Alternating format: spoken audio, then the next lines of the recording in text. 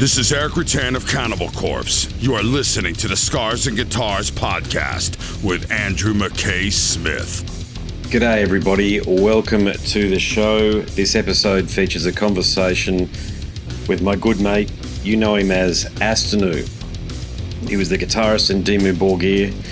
He's the guitarist in Covenant, Carpe, Tenebrum and Lord Kaos. Now the reason for the chat is so as though Astennu can share his thoughts and reflect on the Reformed Covenant. They've just played an outstanding show, a triumphant return to the stage at Eindhoven. You may have tuned into my conversation with Sarah Jezebel Diva, so in some ways this acts as somewhat of a companion, but it goes much deeper because Astennu goes there. He talks about the personalities, the musicians that make up Covenant, and shares his thoughts on the band dynamic.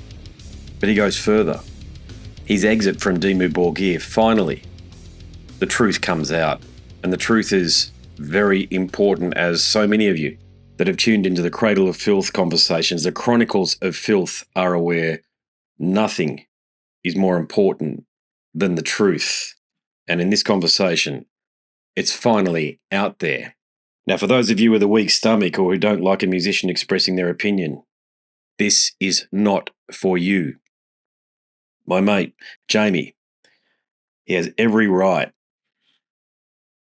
to tell his story the way he experienced it, and in that way, mark my word, this is the truth, the whole truth, and nothing but the truth.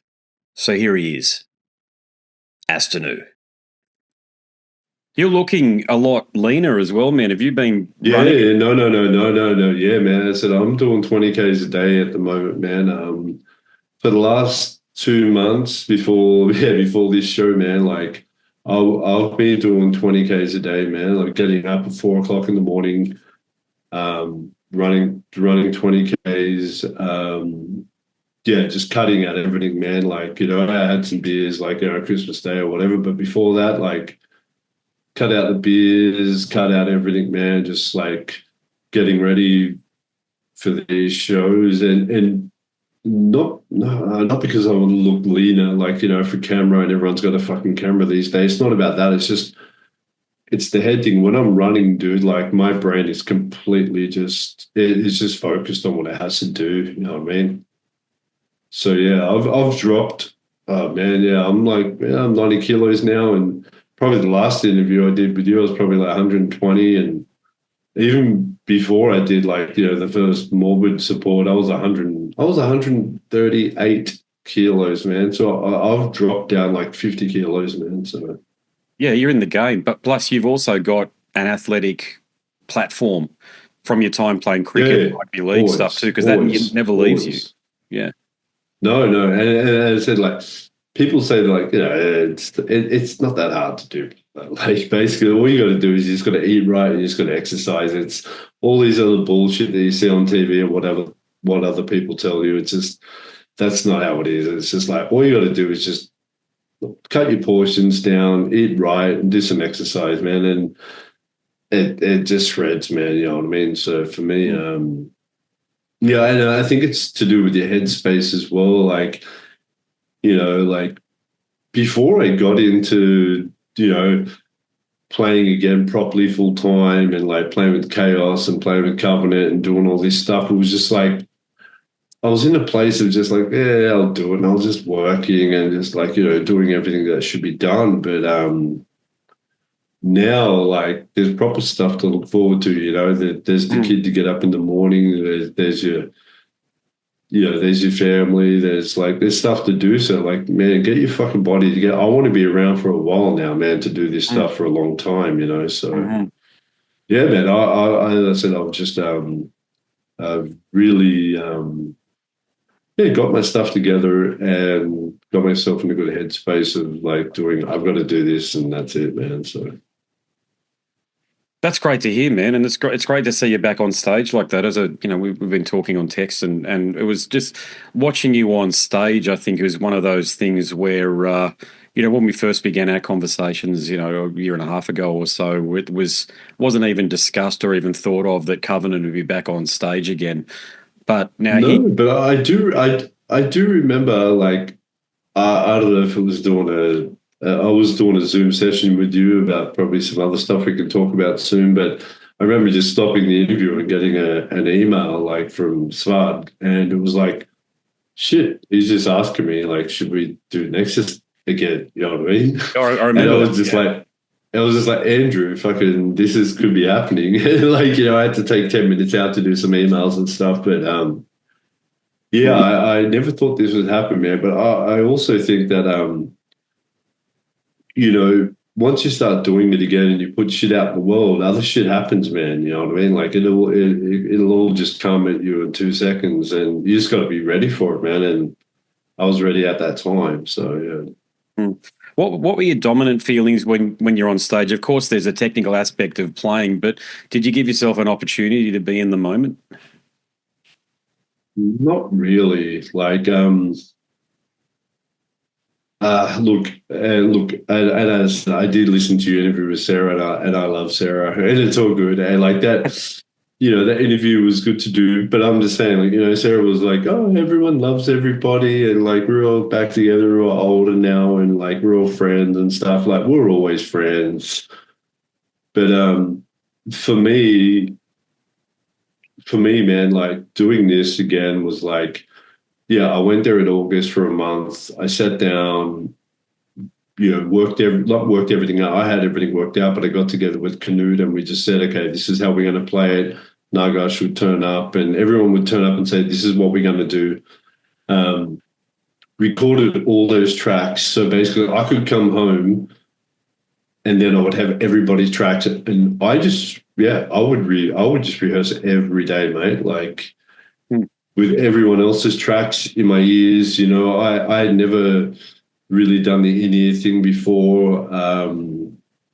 We'll talk about that at some point as well. But basically in my ear, it's just click track and then like everyone's tracks. And I just started I was just rehearsing to that every day. Like, I would play the set 2 times for like 2 months before. So I would have done that at least 100 times by myself.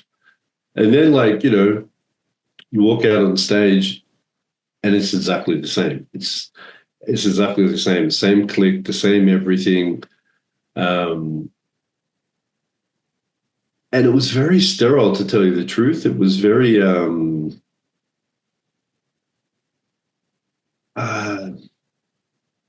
felt very lonely on stage, actually, man. I'm used to playing, like, the last year I've been playing a lot of Lord Kaos shows around Australia and getting back into this thing, and there's no in-ears, and like, we travel together every day together, and it's just monitors in your face and it's just like everyone's together and stuff, and it feels really together. But being on stage, it really felt like I was just by myself, man, like in here, like, in the rehearsal studio. And it was a bit different. I think that we need to loosen up a lot. I need to loosen up a lot. Like, these shows for me was like, I felt like, our new management team is watching us and everyone's like watching us to make sure that we're doing the right job. They've taken like a big, like, I don't know what you call it, like, but they've thrown their hat in the ring and say, okay, like, we'll take you on, we'll book you all these shows, we'll do everything. And so it was one of those shows where, like, I just kind of, I was really relaxed. Like, that wasn't the problem. Like, there wasn't a problem playing. Like, but yeah, I just really felt that this was just like a kind of a showcase for everybody, of like that we can actually do it. And I think I tried, as I said, like, if you watch, there's live, videos out everywhere. I was walking across the stage and trying to connect with everybody because that's what I used to do before. But everyone just seemed kind of like they're in their own world doing their own thing, and that's fine. I think that, I think we have to loosen up a little bit, and Yeah. I think because everyone just rehearsed by themselves and we didn't really have a chance to rehearse that much together, where I think everyone just went back into their mode of, as soon as you hear the click, click, click, everyone just went back into where they're used to being.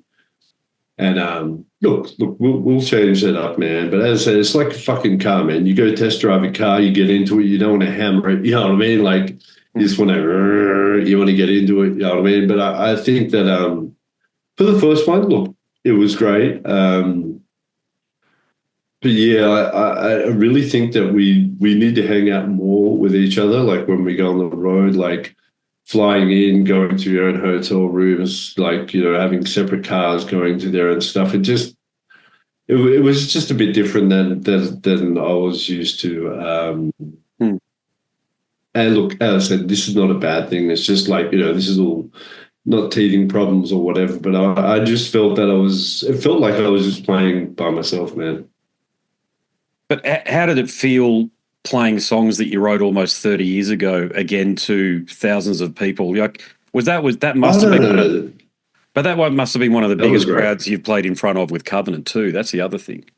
Oh, for sure. Like, yeah, like 100%. Like, I didn't expect that show. I didn't expect that at all. Like, I just thought that it was like, you know, you don't know the first one, but I just thought we'd walk out there to, like, you know, a couple hundred people or whatever, but crowd was engaged the whole time. And I was like, you know, dude, this was like Horden plus, you know what I mean? Like, that's the only way I can think about it. Like, is in Australia, like Sydney, like that wasn't Metro. That was Horden plus for us. So like 3,000 or 4,000 people. And no one left, they were all engaged at the same time. And that really, I didn't expect that. For me, that blew my head away. So yeah, that was great. And I was just sitting there going like, fuck, man, like, oh yeah, but the crowd was varied too. Like, you know, like there was younger people, there was older people. Yeah, it was interesting, man. And like, again, how I'm talking, like, I didn't expect there to be like that many people like enjoying the show, and I didn't expect that to happen, but it did. And like, it was fun, man.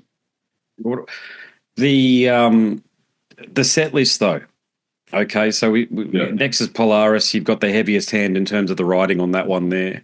But there's the album afterwards, and I spoke to Sarah a little bit about this, but Animatronic too, which I know you wrote key songs on that album as well.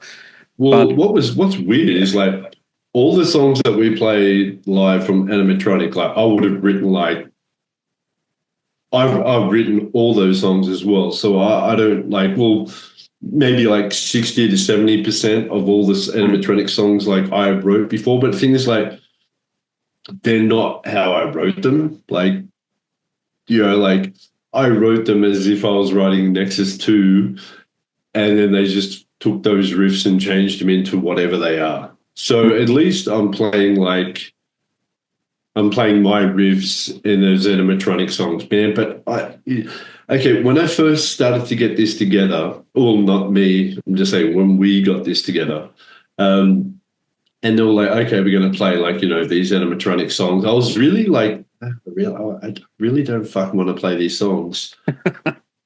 And then, like, you know, no, but I did it. Like, not because, like, you know, and you look, you know, that album won another Grammy Award and it fucking all that shit. Like, and it, you know, everyone loves it and it's a great album. But to me, it was just like, you know, taking, you know, if you strip away, like, which you can't, but if you strip away the marketing and the management and the record company and how everyone wanted that to be done, like, and how everyone's brain was at that point, like, you know, just a drug fuel, let's fucking change this up to fucking, you know, be something else that it wasn't.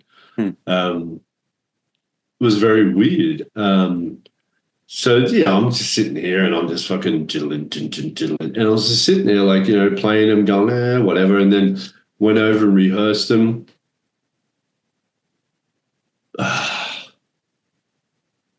they're actually fun to play, man. Like after you finish Nexus, dude, like after Chariots of Thunder is done and you're like diddle it done, you're like, oh, it's done. Because then the maths in your head and everything is done. Now it's just Metallica. Seriously, it's just like playing Metallica riffs after that. That's all you got to do. And I'm not saying it's easier, yes, but it was actually fun, and the crowd really reacts to those songs as well. Like, so it was different playing it. So I actually enjoy playing those songs, and even like I even said to Nagash, I was like, man, I actually enjoyed playing those songs more than I thought that I would, because it's just like everything comes down and it just goes into like song mode, you know what I mean? Instead of like like playing Rust in Peace. I'm not comparing Nexus to Rust in Peace, but like the whole time you're playing Nexus, man, it's like your brain, you're not thinking about anything else. Everything's about this riff and what's coming next, and this riff and this riff, and don't fuck this up, and this has to be done. There's a mute here. And Nexus is like, the right hand is way more important than the left hand. I know it sounds weird, but like, Nexus is like, there's a lot of and like a lot of this stuff. Yeah. But dude, Nexus doesn't stop. It's like it's all right hand. And yeah, but with Animatronic, it's just Metallica. That's as a guitar player, that's just how I feel about it. And the crowd just, dude, they love it for some reason, man. Like, and look, as I said again, like I'm not putting shit on the songs. Like I wrote the songs and I wrote the riffs for it, and it was just arranged definitely how I would not like them to be arranged. But it is what it is, man, and it's actually a relief. Like after you play Nexus, and then you can just go ahead and play some pop songs, man, and that doesn't bother me. Like it's just it's it's a relief kind of, in a way, and people dig them and people like them songs. And like as I said, there's people that don't know Nexus stuff, there's people that know that shit, and there's not much I can do about it, bro. Like as I said, if I could go back in time, like I don't know if I would change it, but I would definitely like to be around to make sure that those riffs were done in a different way. But it is what it is. Yeah. And as I said, like if you go ahead, man. I was going to say they certainly sounded a lot closer to the Nexus material in terms of execution when you played them on the Eindhoven performance than what the album ever did. As you know, the album's like this Marilyn Manson artifact in a way, which is, I know you've had nothing to do with that side of it.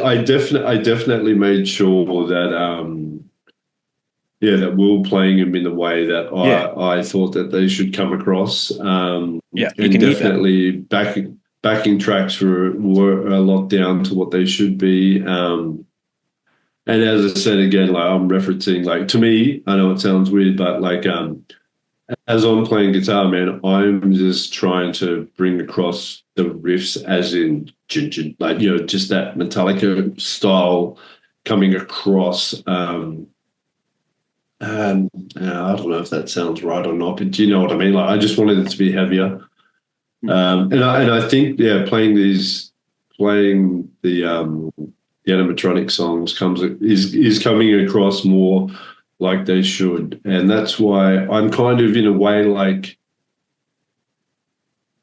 I'm not worried about playing them now. Like when I first like started rehearsing the stuff, I was like, fuck, man, like.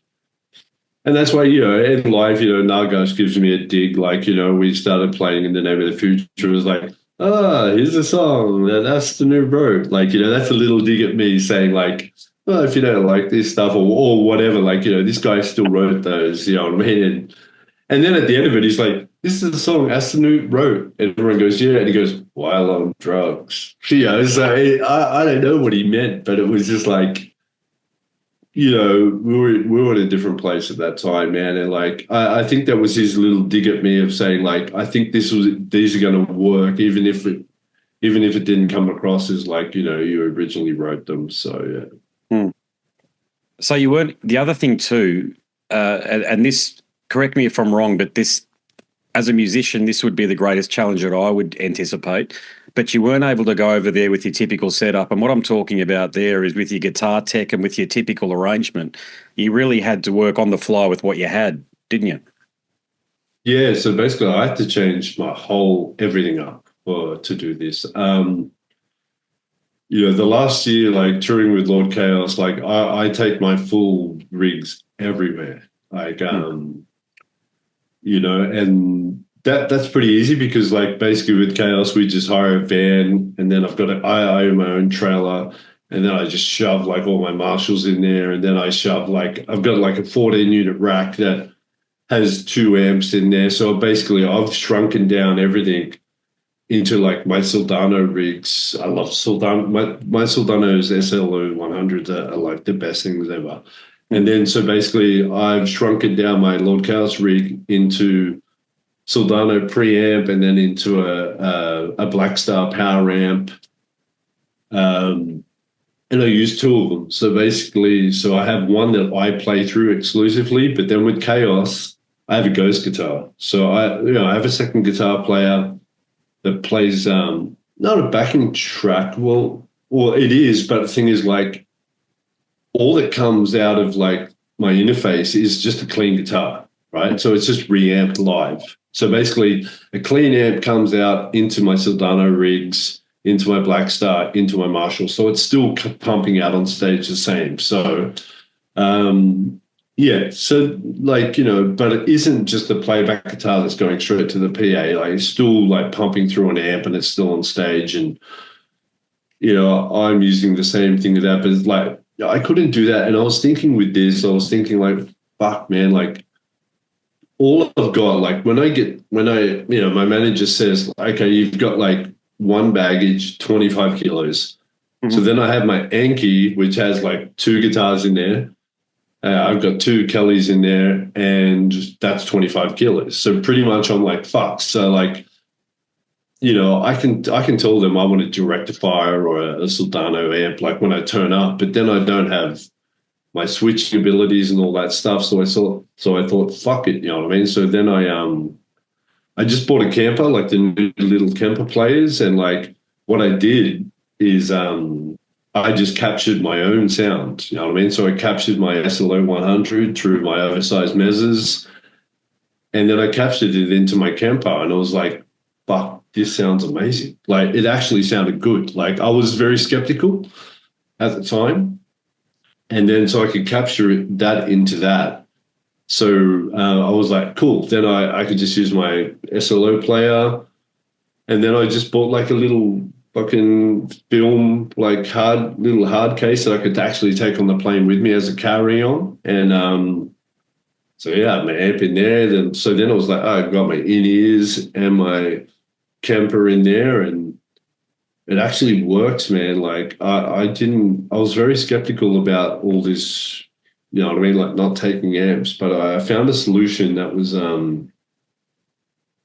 really good and worked. And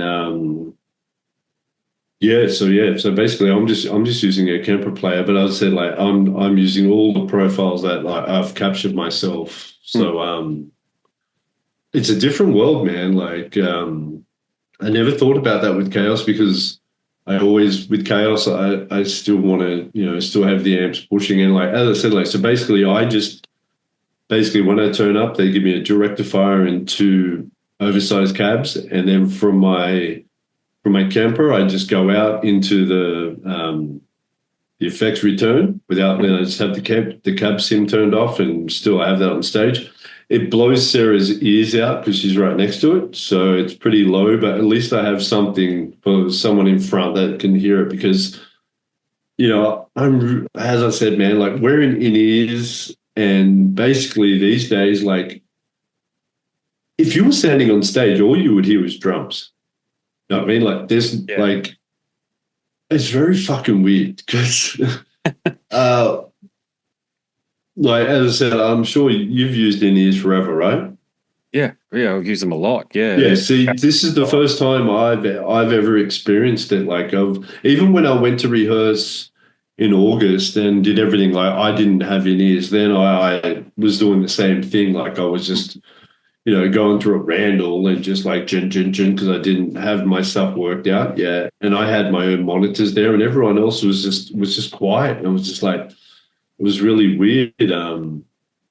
But look, I do get the system. Like, in-ears are good. Like pretty much, I just have an iPad, and then like basically I have every channel. I have kick, snare, drums, toms, Sarah, Nagash, Canute, Steiner. Like I have everyone, and I can just do whatever I want. And then I just have the click there. You know what I mean? Because to me that's where it is. But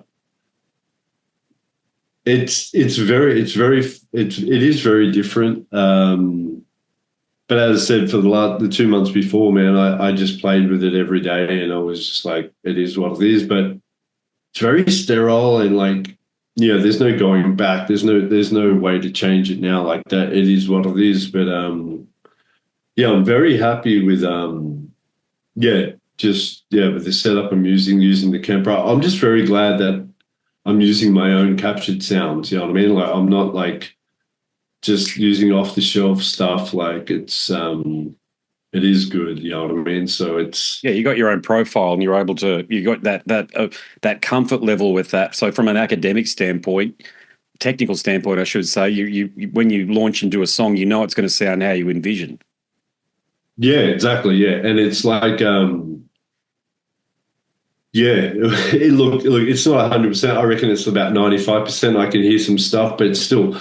I can still hear like, my overdrive. I can still hear my amp. I can still hear my mic positions. I can still hear everything from there. So like, I'm happy about that. And like Canute uses like a Tone X, but still it's a capture from what he's going through. And it's just, it's 2024, man. And like, it cuts down on cost. It cuts down on everything. Look, man, back in the day when I was playing in Dimmu, man, like I would take my 14-unit rack, I would take like 4 cabs, and like it'd just be a bus drag and all your stuff from behind. And that was great. And every day you'd have like a guy that turned up. The only thing I did miss, man, and don't take this in the battle, I did miss my guitar tech, man, because I couldn't take him away on this stuff. And people are like, it's like, nah, like, there's only a certain amount of time that you can do stuff, like, and it's fine to go out there and just like, rig all your stuff in and do whatever, but it's time taken away. Like when you go on stage now, it's very fresh. Like where before, well, even playing with Chaos or whatever, like that's half an hour that I could just be like, just warming up. And I know it sounds weird and whatever. Jane Fonda workout used to be great in the 80s. I get it. And I don't want people to think, that I come across like, oh, I need someone to do my stuff for me. It's like, well, it does make a difference. It really does.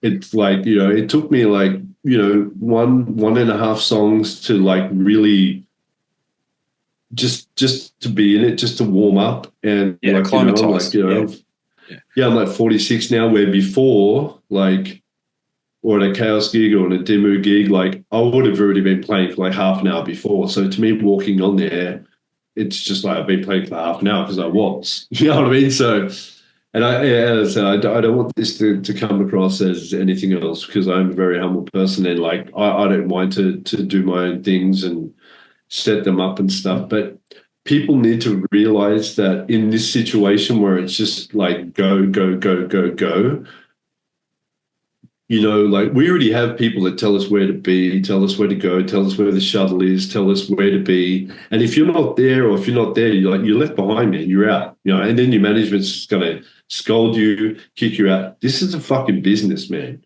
So I just want to let people know that, like, it's not me coming across like I'm an arsehole, mate. Like, it's just, I did really miss having my guy there all the time with me. And but like on these shows, it was, as I said before, this was like starting a car up and just seeing what it is. Like, we had Espen doing our sound, we had Håkon, which is just amazing. Sarah Sakti's thick enough. I don't need to do that. Hellhammer has his guy, and the rest of us just fended for ourselves on this one. And look, it worked out. And, but there is a difference. There is a difference not having someone that's with you all the time, taking care of your stuff. And again, it's not about, being a rock star or anything, man. It's just about getting everything right. But everything worked. But the first thing I did when I finished my show, man, was just texted my guitar tech back in Australia and went, I miss you, mate. You know what I mean? Like, I just appreciated it. You know what I mean? Like, because, that'll happen in like future shows, it'll happen. But just for this first fly in and flat, because me, man, like I flew to Norway. I was there for like 3 days rehearsing, flew to Amsterdam, and flew straight back the next day. Like for me, it was just in and out. Like, and like, I reckon for that show, like, we did a good show. Like, I've watched back some stuff. Plus, I got like some multi-tracks back the other, like 2 days ago. And I reckon that we're at 75%. Wow. Okay. I think, yeah. Oh, okay. I thought it was low. I think we're at 75%. There's a couple of things that need to be tweaked here and there.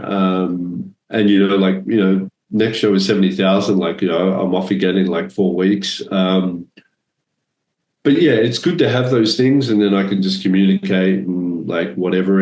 It wasn't like playing things wrong. It was just like, man, there were some times where people went to other riffs, like, you know what I mean? And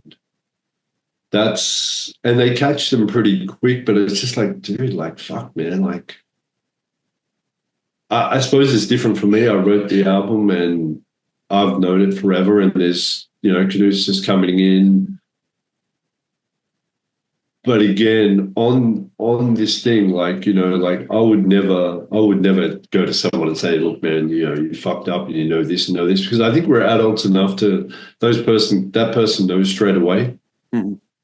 And it's up to them to do their own stuff. And it's not up to me if this was 20 years ago, I would have scolded them backstage, but that's not me these days, mate. Like, I think I told you before, like, I'm here just to do my job and to do what it is to do. I think everyone else is adult enough to, know what they need to fix and know what they need to do, and they'll fix it. Like, you know what I mean? Like, there's no point to get into an argument over something that someone already knows. You know what I mean? It's just like, if someone drops a hammer on your foot, there's no point to say, fuck, bro, why did you drop the hammer on your foot? They know they dropped the hammer on your foot. You know what I mean? Like, they won't do it again.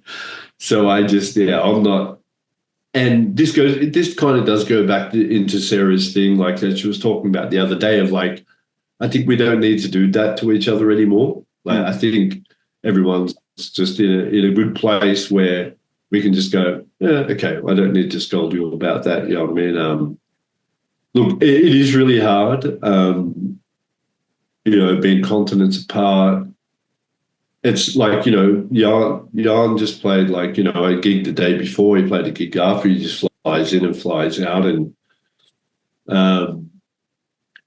you look on 70,000, like Arcturus is playing. So there's 3 people in my band that's got to play 2 extra shows. You know what I mean? So it is what it is. But I think that, like, the way that we've done it this way, no one calls anyone out in front of each other. If you got to pull someone aside and say, look, man, do you need help with this or whatever? It's not a you fucked up thing. It's like, dude, like, do you need something? Like, how can we fix this? Instead of just fucking breaking the thing down, man. I've seen like arguments and crap over stuff. Even in Dimmu, man, like I've seen people make mistakes, even when, Shagrath made a couple of mistakes here and there, and after the show they would scold him, but that didn't help anything, you know what I mean? Like, these days I think everyone's a bit more relaxed, and they're just like, you'll hear about it, you'll know it, I don't have to tell you. And like I said, like, if you test drive a car and it's 75%, you'll buy that car anyway and get it to 90%. You know what I mean? So yeah, you mentioned Jan there, and you guys have a connect, like the connection that you have. It's almost telepathic in some ways, but it's not just that. You also have a special language that you use with each other. Can you share that? Yes, we do. Yeah, it's Jan is. We don't have to talk too much, man. Like, even if you watch, like, you know, even if you watch that whole live show, you'll see me sometimes just walk up to the drums and like look at him. You know what I mean? Like, I'm not saying to him anything bad or good. Like, we just have to look at each other, and yeah, I can either put my head down or I put my head up, or I can just touch something and he knows. You know what I mean? So that is pretty cool. Like, we, you know, we worked, as I said, we were the first ones to leave the first morning. Like, you know, the next morning we had a shuttle call at 6 o'clock in the morning, and it was only me and him. He had to go back to Mayhem show. I had to go back to fucking Australia. And then we just turn up, and yeah, on the bus we got an hour and a half ride, and, you know, we'll just talk. But the thing is, on stage, I can hear, like, I'm just listening to the click, and then I can hear him just playing under the click. So then I'm like, okay, that's cool. So then I kind of try and get rid of the click, and I just come back to where he's playing, and then I'll just turn around and I'll look at him, and all he does to me is he just nods, and he knows that, and then he doesn't go up straight away. He just slowly comes back up to the click. It's just me saying, like, we got to get back to where we need to be. I've just played with him for so long, man, and Jan is a different cat, dude. Like, he plays to his own beat. Like, you know, sorry for the pun, but he does. Like, he does his own thing, and you always have to play with him. Even if there's a click going, like, he'll just, he just does his own thing. And like, all we have to do is just have a couple of looks to each other, and like, we know I don't know how it is, but we just know exactly if the click is here and we're going here or here. Even if sometimes on purpose we have to do this to get here, like, it takes 2 seconds, man. Like, we have I have a really good relationship with him, man, and it's I think a lot. Look, you know, Hellhammer has a lot of things on his back as well. Like, everyone expects everything from him, and everyone, you know, he's from this band, he's from that band, but as a dude, he's not like that at all, man. He's the nicest guy on the planet. You can turn up, you can talk to him about anything, say anything to him. But you know what's really weird? Like, you know, after that show finished, and it was like diddle diddle dun, dun, you know what I mean? And then, like, you know, I kind of go down. As I said, like, as you said, like, I look back to Sarah and I was just like, okay, but he was the first one to jump off the drum kit, and like, he doesn't have to say anything. He just taps me on the back. You know what I mean? That's his way of going, yeah, we worked it out. You know what I mean? There was some things there where we wavered, but he's, whenever he taps me, he goes, yeah, dude, it's all good. We worked it out. Because me and him are the main timepieces. Like, if something's a bit weird or wary, I know that we can just look at each other and we'll work it out without like yelling, like without saying anything or yelling at each other or anything. It's just like, yeah, we worked it out. And it's about patience too, man. Like, there's no point doing anything when something's going on. It's going on. You just have to look at each other and just say, yeah, man, this is what's happening. Like, put your head down, it means slow down a bit. If you put your head up, it means speeding up a bit. You know what I mean? So. But the other thing too is that Steiner from Arcturus as well. Is this the first time you've played with him? No. He played on Nexus Polaris, but then he did the first tour. And then Sarah said, like, I don't even remember him being on that tour, because that's how Steiner is, man. Like, no. Steiner is a huge part of this. He is like, as I said, like, when I first started doing new Lord Kaos, and I was like, I need a keyboard player. Oh, I wanted some, like, I do all the keys normally for Chaos, but then I was like, I want someone else to do something, and everyone was like, oh, get Mistis, you know what I mean? I was like, nah, Steiner is the guy that I want on my new stuff. And he was straight up just like, yeah, man, I'll help you out. And he started doing it. And they said he was the one that said maybe, like, once me and Sarah and Steiner was playing together again, he was like, man, we should do this. And I was like, yeah, fuck yeah, let's do it. He's a big part of putting this together. And, like, people won't know it or whatever, but yeah, he's put in all the time to, put this together. Backing tracks for him is really hard. Like, keyboards in Covenant is not just a day job. Like, it's a full job. Like, there's a lot of stuff going on, and it's yeah, he makes a lot of this go. Like, he's pretty much like in between management and us. Like, he's the one that does the middle work. You know what I mean? And he's the one. He's got Arcturus, which is fucking amazing. Like, but yeah, Steiner's the one that does everything, man. Like, in between, goes from management to Steiner, then to us. So okay. Yeah, because Steiner works for, like, SAS. Like, he's a fucking, he manages mechanics, like, fixing airplanes, man. You know what I mean? And, like, that's his job, and that's what he does. And, like, but he's very smart guy. He knows what he's doing, and he puts most of it together before it gets to us. But yeah, he's playing. And as I said, whenever I'm in Norway, man, I'm always either at his house or at like my own apartment, which he takes care of and everything. He's the one that picks me up from the airport. He's the one that I communicate with the most.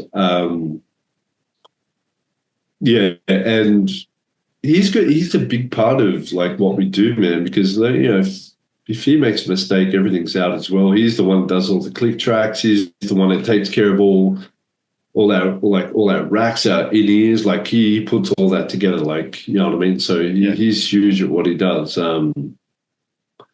Plus, I just, he's got his other bands, man. Like, he has Arcturus, which is good, but then he has Mortem, man. And I just recorded the new album, all the guitars on the new Mortem album, which was really different. Not different as in, like, Mortem is like a band that they're a proper old school Norwegian band that's always done what they've done, but that's before Arcturus. That's, like, before, like, Mayhem and stuff, and, like, like Hellhammer and Svart has always done that. And they were just like, he was just like, oh man, I need a guitar player. Like, he plays guitar in Mortem, and he was like, man, I need someone to be a bit tighter and doing new stuff. And he's like, do you want to do it? I'm like, yeah, man, for sure, man. Like, I'll record it, like, I'd love to play some more stuff with you. And then, like, so we got, I just finished recording all the Mortem guitars before I left over there. And that's, that new album's pretty good. Yeah, man. So, like, like, Steiner to me is like, he's a different person, man. He's on a different level to a lot of other people, and I don't know how that comes across, but it just comes across as in, like, there's no bullshit, there's no nothing. It's just like, he's just like, he does, but he plays guitars on his keyboards, man. And, like, it's weird for me. It's been weird for me recording this new Mortem album, like, because all the guitar, all the music is all done. He basically just gave it to me and said, look, just play guitar on this. I'll show you my guitar tracks. You just make it, you just Astennu-ify it, kind of thing. You know what I mean? And I did that. And then sometimes, like, I'll send him the tracks back and he'll go, maybe we should do this and that. So it's been weird, like, playing someone else's music. How do I say it? Like, yes, playing someone else's music that I hadn't written myself. I've never done that before. I've always, like, whatever I've played, I've always written myself.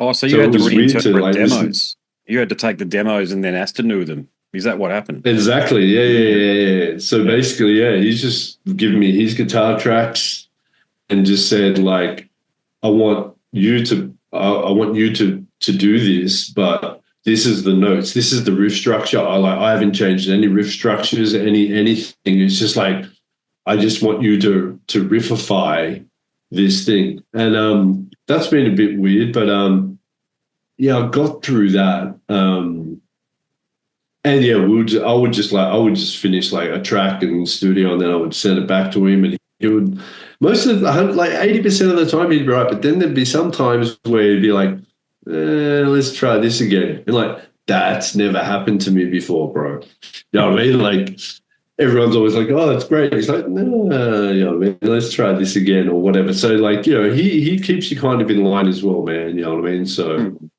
that's good. The only thing I have left on that Mortem album is just on leads, and like,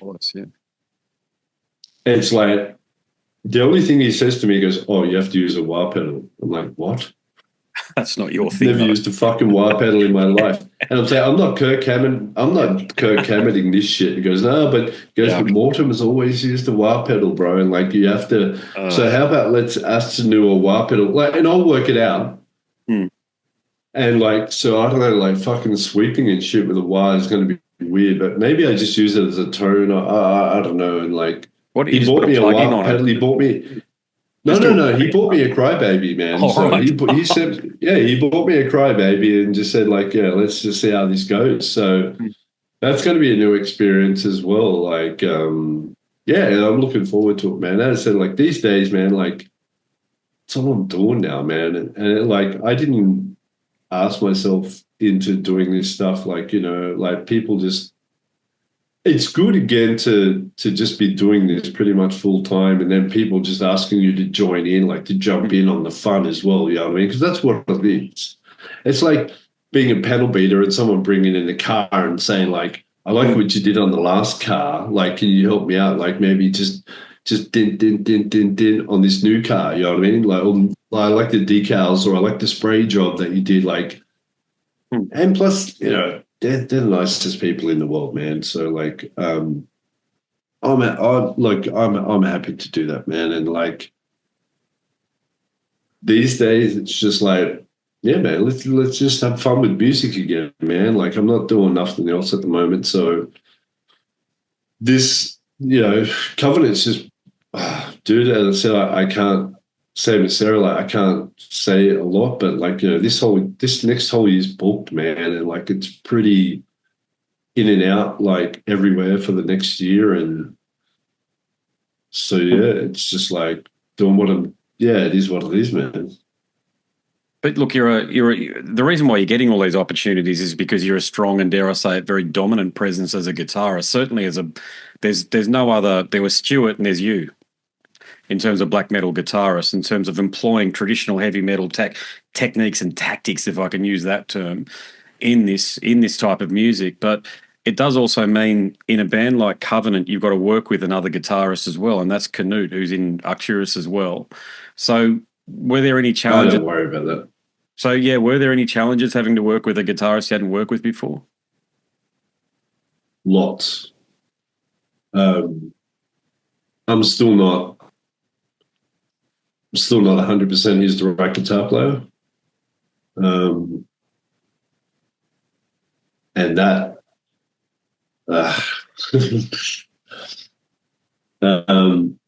I'm still not sold 100%. And that's just because it's me, and he's going to have to work a little bit, man. And that might sound a bit weird and this might come across bad or whatever, but I don't want it to. I love him to death. He's the best guy on the planet. But it's completely different, man. Yeah, there's some stuff he has to work on. There's some stuff I probably have to work on too, but like riff wise, I've I've got every riff down, whatever. I'm used to doing it. There's some things he has to work on, so I'm not gonna say that it's not. But again, I think with guitar playing wise, I think he's 90% and 90. So I'm going up from the rest of the band. And he did put in the work, and Knut's just a different dude, man. He's just, yeah, he runs on a different track than I run on, you know what I mean? So, and Arcturus is a completely different band. He's always played different. Yeah, look, very we worked together compared to Covenant, yeah. Yeah, we worked together. As I said, his right hand's a little bit different to mine. I'm very that into. I'm always just because I just grew up locked into Megadeth, Metallica, Testament, Slayer. That's how my right hand is. I'm not saying it's the best, but that's just what I worked on. So it's a bit different, but he's put in the work. He's put in the time. I don't see it being a big problem. So I would like to work more with him and see how it goes. But I'm not going to be that guy that just I didn't pick the guy. You know what I mean? It's like at school, Steiner and Stian picked him. So, and as I said, man, I remember the first time I went there. I pulled Nagash aside and I said, I don't think this is the right guy to play with us, But I said also that, let's see how it works out and whatever. And after the first show, as I said, I think he's 95% there. So I'm good to continue forward with this and see how it is. As I said, man, I haven't played with too many guitar players in my time. I've only played with 3 guitar players. One was Selenos, one was Blackheart, and now it's with Cano. Every other time, Kaos has always been myself, and Covenant and Dimmu is different, and they're all different. You know what I mean? Playing together with guitar players is like having girlfriends, man. They're all good at what they do, and they're all bad at what they do. And they could say the same thing about me too. You know what I mean? One chick gives a good head job, the other one doesn't, but doesn't mean that they're bad. You know what I mean? No, I'm serious. I hear. Yeah, that's what I'm saying. It does. Okay, so the question that I got for you then is, conceivably moving forward, given that you do all of the work that you do in Lord Kaos, rhythm and lead, and you can make that work, if it had to, and if it came to it, could Covenant move forward just with you on guitars? Live. I'm talking about live. No, definitely not. But you make it work in Lord Kaos, though, and there's a lot going on with Lord Kaos. But there more going on with Lord Kaos. It could work. I wouldn't want to though. I could make it work, obviously, but no. That's definitely didn't even. Andrew, you fucking threw me a spitball, cunt. Which is good. But I'm just saying, no, I would never think about that. I would never. No, it's not because it's a backup plan or whatever. No. Covenant's 2 guys doing the best they can. And even they could be I could do a ghost track in Lord Kaos, but no. Covenant's not that. Covenant needs, and look, don't get me wrong. As I said, it's 90% there. There's a few things that even when I got there now in Norway, it was just the first night after we rehearsed, I said, you have to come back to our apartment, my apartment, and you got to stay there tonight. And he's like, oh man, I'm like, no, come back to my place. And we sat there for 4 hours, and there was a couple of things that we still had to work out. And when I was there in August, I went to his recording studio and spent a week there before we rehearsed, just to get everything down. And And as I said, like, 90% there. It's just different guitar players, man. And I don't think that he understood that, like, what he was getting chucked into either. Yeah. Like, I think it was just like, okay, I can play guitar, whatever, but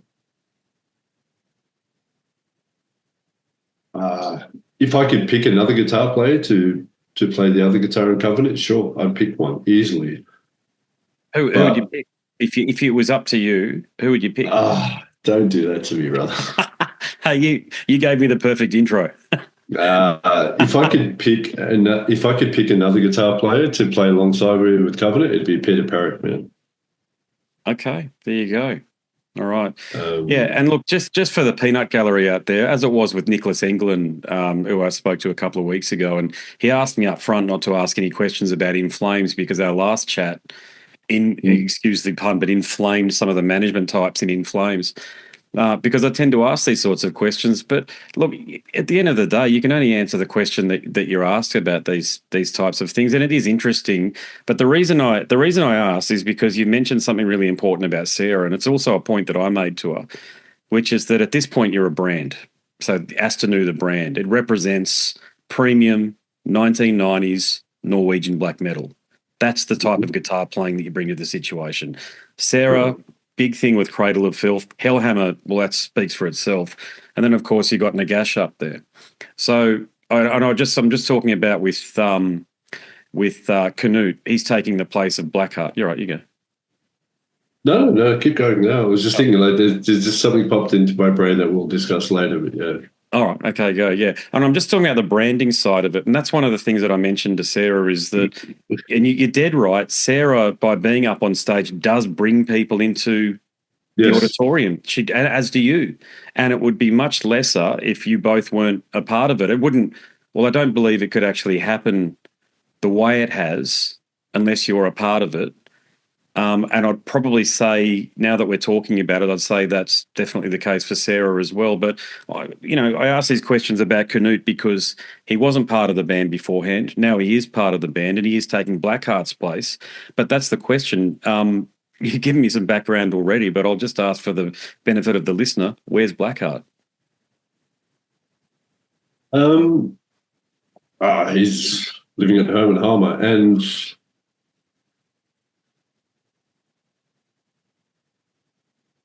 it's hard for me, man, because look, and I'm not going to talk bullshit here or whatever. I wish he was here playing with us. I do, because doing Nexus Polaris with him was just, everything's just tight and perfect. Like he's the best guitar player I've ever played with. So it is hard for me, and also like on this go around on Nexus Polaris, like I've had to learn all of his parts because I've had to teach my parts to Canute, and then I've had to learn his parts. You know what I mean? So I've had to hand off pretty all my rhythm guitars. I just gave to Canute because I knew how to play them right in the start. Then I had to go and learn all of his stuff. There was one riff in Dragonheart that I just couldn't pick out. Like I'm listening to the album and like, I'm pretty good at like I can pick out like, give me a Cannibal Corpse album, I'll tab it for you. You know what I mean? I'll pick it out. But there was one riff that I just couldn't pick out, and I went to Norway and I come back and I just couldn't pick it out. Like I was picking out all the other stuff. Like I was sitting in the studio, like getting Nexus, and I would just like put it like on repeat and even slow it down and just pick out all of his stuff. Because when I went to Norway, I thought I was just playing my guitar parts. I really did. Because I thought that Canute would just like listen to the album and pick out all of the other parts, right? So I was like, I'm good. I'm just going to play what I always played on the album. And Naga said to me, just play what you play on the album. And then I got a text one day saying, do you play, like, who plays, like, do you, like, and I was like, oh, fuck. You know what I mean? Like, you don't know what we actually played. And that's fine because, you know, like, he didn't know. And like, I know what I'm playing. And so then I would just sit and record and just play my stuff send it to them and say, look, just play this, I'll work out the other stuff. And there was one thing that I couldn't work out, and then I had not been in contact with Blackheart for a long, like forever, like since I had finished playing. And I said to Nagash, I said, can you give me Blackheart's number? And he's like, I can, but he won't talk to you. And I was like, well, I think that's bullshit, man. Like, we always had a good relationship. We never did nothing wrong. And through this whole thing, I had never talked to him about why he wasn't playing. You know what I mean? So he goes, good luck, give me his number. And I just texted him one night, like, you know, I woke up early, like as I do, like 4 o'clock in the morning, having a coffee. And I said, look, dude, I don't know what's going on, but I wish you were playing, but I need you to just show me one riff that I can't pick out. And he was like, I think this is pretty weird. Like, you know what I mean? Like, you know, you're playing my stuff live. It's my stuff too, whatever. But that one riff that I didn't have, like within 20 minutes, man, he went to his computer and he just played the riff on keyboard for me, and I got it. And I was like, oh, fuck, that's the last riff that I needed to make this complete. And I was really happy about it. But I don't know, man. Look, I don't know why he's not back into this. And I don't know. I can say a lot of stuff here that might, you know, I'm not sure if I, you know, like if it's my place to say or whatever, but like we always had a thing, Andrew, that we always tell the truth. Yeah, absolutely. And if we get scolded for it, then we get scolded for it. Like, I think there's two things involved why he doesn't play in Covenant anymore, and they both piss me off. One is he's gay, and I think that's got a lot to do with black metal scene. I think maybe that has something to do with maybe him thinking what we would think about him, which is complete bullshit, by the way. I don't give a fuck. You know what I mean? I think it's good for him. Like, you know what I mean? I don't care. You know what I mean? It does piss me off, and you can hear it in my voice right now. You know what I mean? Like, you can be gay as you want. I don't care. You know, I think that's one thing. And second thing, I've never been paid a cent from anything to do with Covenant, and nobody else either. But somebody's getting paid royalties, somebody's getting paid publishing, and it's all in his name. And I think that if he got in a room with us to rehearse, somebody's going to bring that up. Do you know what I mean? Yeah, I do. Maybe he just doesn't want to stand in a room with people looking at him going, where's my money, man? You know what I mean? And well, that's a very that's a very complicated situation with him. Then it's probably best that he's not part of it then, moving forward. Well, I don't know. But as I said, man, I told you, like, you know, when we started this relationship, I always told you that we'll tell the truth, and what comes of it comes of it. You know what I mean? And, like, I'm comfortable in my situation where, you know, I've just said what I've said, and, you know, it's probably a revelation to the world, but, you know, it is what it is, man, and I don't care either way. But I think those two things have got a lot to do with it. He says that he's got an ear, like, you know, an ear disease or something, and he can't listen to loud music. I'm saying I'm listening to in-ears, man, that I can turn them down as much as I want. So I don't know. Most of it's a deaf. There could be something else. There could be something else. Yeah. And look, as I said, I'll probably get screwed. Like, I'll probably get torched by my manager or whatever for saying this, but I'd rather just say what it is, man. You know what I mean? Like, they're the two reasons that I think, and both of those reasons are shit. Because if you're gay, you're gay. I don't care. You know what I mean? If you rip me off, I'm used to being ripped off, mate. This is a music business. You know what I mean? And we can work that out. You know what happens if that was the case? It's like all the money that we're making now, you just don't make it. You know what I mean? There's always a way, whatever. And like the other guys in my band probably don't like what I'm saying right now, but we can talk about that later. But that's the only thing I can think, man, because he's always saying to me, like, how do you think it feels to me? You going off playing my stuff? I'm like, well, you could have just come and played your stuff. I just don't know, man. There could be other stuff going on, but all I know is that, like, Covenant was on Nuclear Blast, the same as Dimmu. I get paid every 6 months from Dimmu nicely, and it's always on the day. And I was in the same band. I've never been paid for Covenant 1 cent.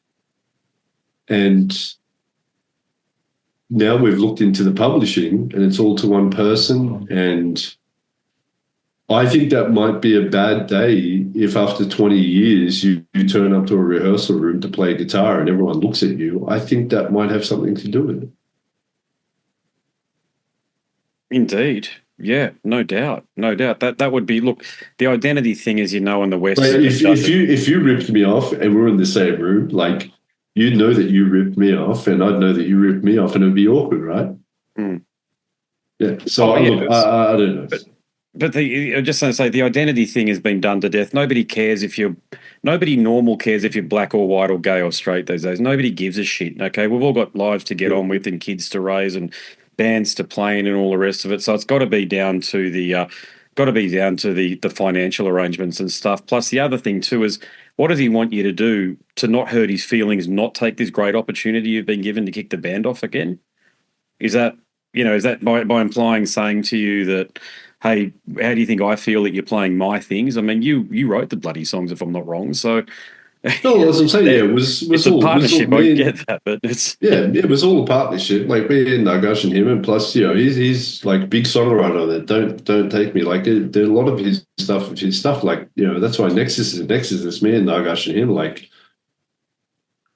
but I just wish that he would have, just put his tail between his legs and just said, look, man, like, let's go do this. And, like, there's got to be some other stuff behind there that I don't know about, mate, because, like, I just live in a little shitty place in Sydney, and there's probably more going on. But look, it was just, and I know that, like, he did all the other stuff. Like, he did, they did a playthrough of Times Before the Light in 2009, and in 2010 they did, like, Nexus as well with somebody else, and, like, I get that, but as I said, I'm not 100% sure. Jamie, how was that? Yeah, you're right. But I mean, I know the circumstances about how you came back to Australia, but for an album that you had the heavy hand in writing, being Nexus, how was that for you in 2009 and 10, seeing that album being played again and the band potentially kicking off without you? I didn't even know, man. Like I said, I was so far removed from everything. I didn't even know. And, like, Sarah always says, like, oh, we thought he was dead and whatever. And, look, I get that, because, like, I just, at that point in time in 2008, 2009, man, I was out. Like, all this social media bullshit just started, and I was like, I don't think I don't think that's cool. You know what I mean? Like, I don't need to know. At that time, it was just like, what's people having for lunch and fucking all that crap. And it was just like, I don't need to know all that shit about other people. So I was just like, I was out, you know what I mean? So I didn't even know that happened until after it happened. I think I talked to Steiner, like, 2011, 2012, and said, oh, I think I played these shows. And I was like, what the fuck didn't you tell me? He goes, oh, because no one get in contact with you. I was like, well, you got in contact with me now. So, look, it didn't. Look, I don't care about this stuff, man. Obviously, it wasn't the right time for them to kick off stuff, and it is what it is. And this isn't a bash on, like, like the band that we're doing now. So it's just like, it didn't really bother me, man. Like, at that point in time, man, I was just living in Sydney, just, like, doing a 9-to-5 job and just writing, just writing myself and not caring about too much, man. It was just like, the music was, well, not music. It was always writing music, but always, I had my studio at that time. I was recording bands. Like, I didn't care about, I just never thought that would ever happen again. Like, Norway to me was just like, was great at the time. And look, I miss it, man. Like, and I'm a fucking idiot, man, because I should never have left. Or what I should have done is just fucking stood up and said, fuck all you cunts, and stayed there and done my own thing. You know what I mean? But I was just like, I was just like, I'm just going to go home and fucking, you know what I mean? I should never have done that. I should have fucking just stood up and said, fuck all you cunts, and just did my own thing, but it's, hindsight's 2020, and at that time I didn't feel that confident maybe, but you know what I mean? So, but now it's just like, Yeah, I mean, look, I'm without sharing any of the detail, you've given me great insight on it, and I can completely understand why you came back home after a situation that you endured there is probably the best way to describe it. But have you had much contact with the guys in Dimmu, Shagrath and Selenos recently? Since Covenant's kicked off, I'm talking about. Yeah, look, I've talked to them. I've talked to them some. Yeah, I always have to talk to them. Like, there's always contractual things and things to talk about. And I talked to Selenos not too long ago. Yeah, and so I still think that we have I think we talk now more than we have before. So, but yeah, it's I think that we're good. Like, we never weren't not good. Just at that time that look, again, like, Barker had a lot to do with fucking Dimmu, like between 99 and 2001, that was going on. Like, for some reason, it just seemed like a fucking dictator just come in and took over everything, and I don't know why. You know what I mean? Like, it was just like writing Puritanical was just a fucking shit fight, man, and it shouldn't have been, because at the end of the day, it's just like one of the best albums that we had written together, and we all wrote that. Like, I wrote heaps of that, like, but it just, me and Barker just, man, and it was like me and Barker against each other, and fucking when I would look to this side, they would fucking take his side, and I never understood why, and that was a lot of the problems. Like, I think maybe they were thinking, oh yeah, he's fucking from Cradle. I'm like, fuck that guy. Like, this, we're writing riffs. Let's just do what we always did. You know what I mean? Like, so that me and Barker had a lot of fucking problems, and even to today, man. Like, we've never. I hope he's good. No, I don't take anything against him, man. And as I said, man, the last time I talked to him was Rainbow Bar. Went up to try and shake his hand, and he just fucking looked at me like I was a piece of shit, and I walked away, man. Like, that hurt me a lot, because Buck is very, like, very, very sacred about his drums. Very, like, if you don't respect him for playing what he plays, he doesn't like you, man. And that wasn't it. Like, I've just been so used to, since I was young, like, writing drums to go along with my riffs. Lord Kaos was always a drum machine. It's my riffs. They were like, when I would write Dimmu songs, I would just write them on a drum machine and then come in and then just give them to, like, Shield Off or whatever, and they would go, okay, cool, this is the riff. Like, but he really took offense to that, man. Like, he thought it was just like, oh, you're not fucking writing my drums. And I'm like, no, dude, this is just the riffs that I'm writing, and this is what I think the beat should be. Like, it was just, I think that was the first time that a guitar player had challenged him in the way of, like, this is how the riff is, you know what I mean? And I was just so used to being like 2-3 years, like, in a band where it was just a machine just rolling, where I was just like, this has got to be done. You got management saying, dude, we got to record this tomorrow. Like, we got to do this, we got to do that, we got to fucking do this. And like, where's the new album? Where's the new songs?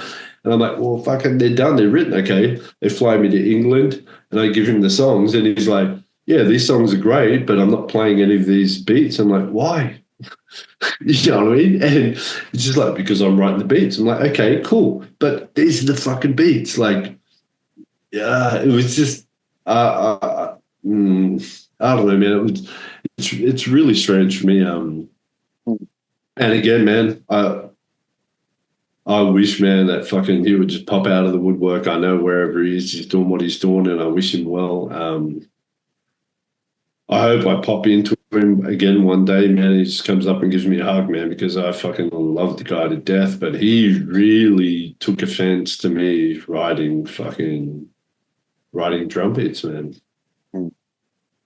And I know that's a different thing, but and you know what shitted me too, man, is like then Puritanical comes out and all the drum beats are exactly the same as I wanted them. And I was just like, fuck, what was the fucking, why did we fight about? Like, what the fuck? Mm. And they took his fucking side. Like, I remember like arguing and then fucking going to his place and trying to work it out, and then like flying back to Norway and then getting off the plane and like, you know, Nick and Selenos is there and he's just like, fucking, you're done, man. I'm like, why the fuck am I done? It's like, oh man, you fucking cause trouble, man. You do all this shit. And I'm like, I don't, like, fucking, I just want my riffs how they are. And they went, no, whatever. I was just like, and then I walked away. I never talked to him again.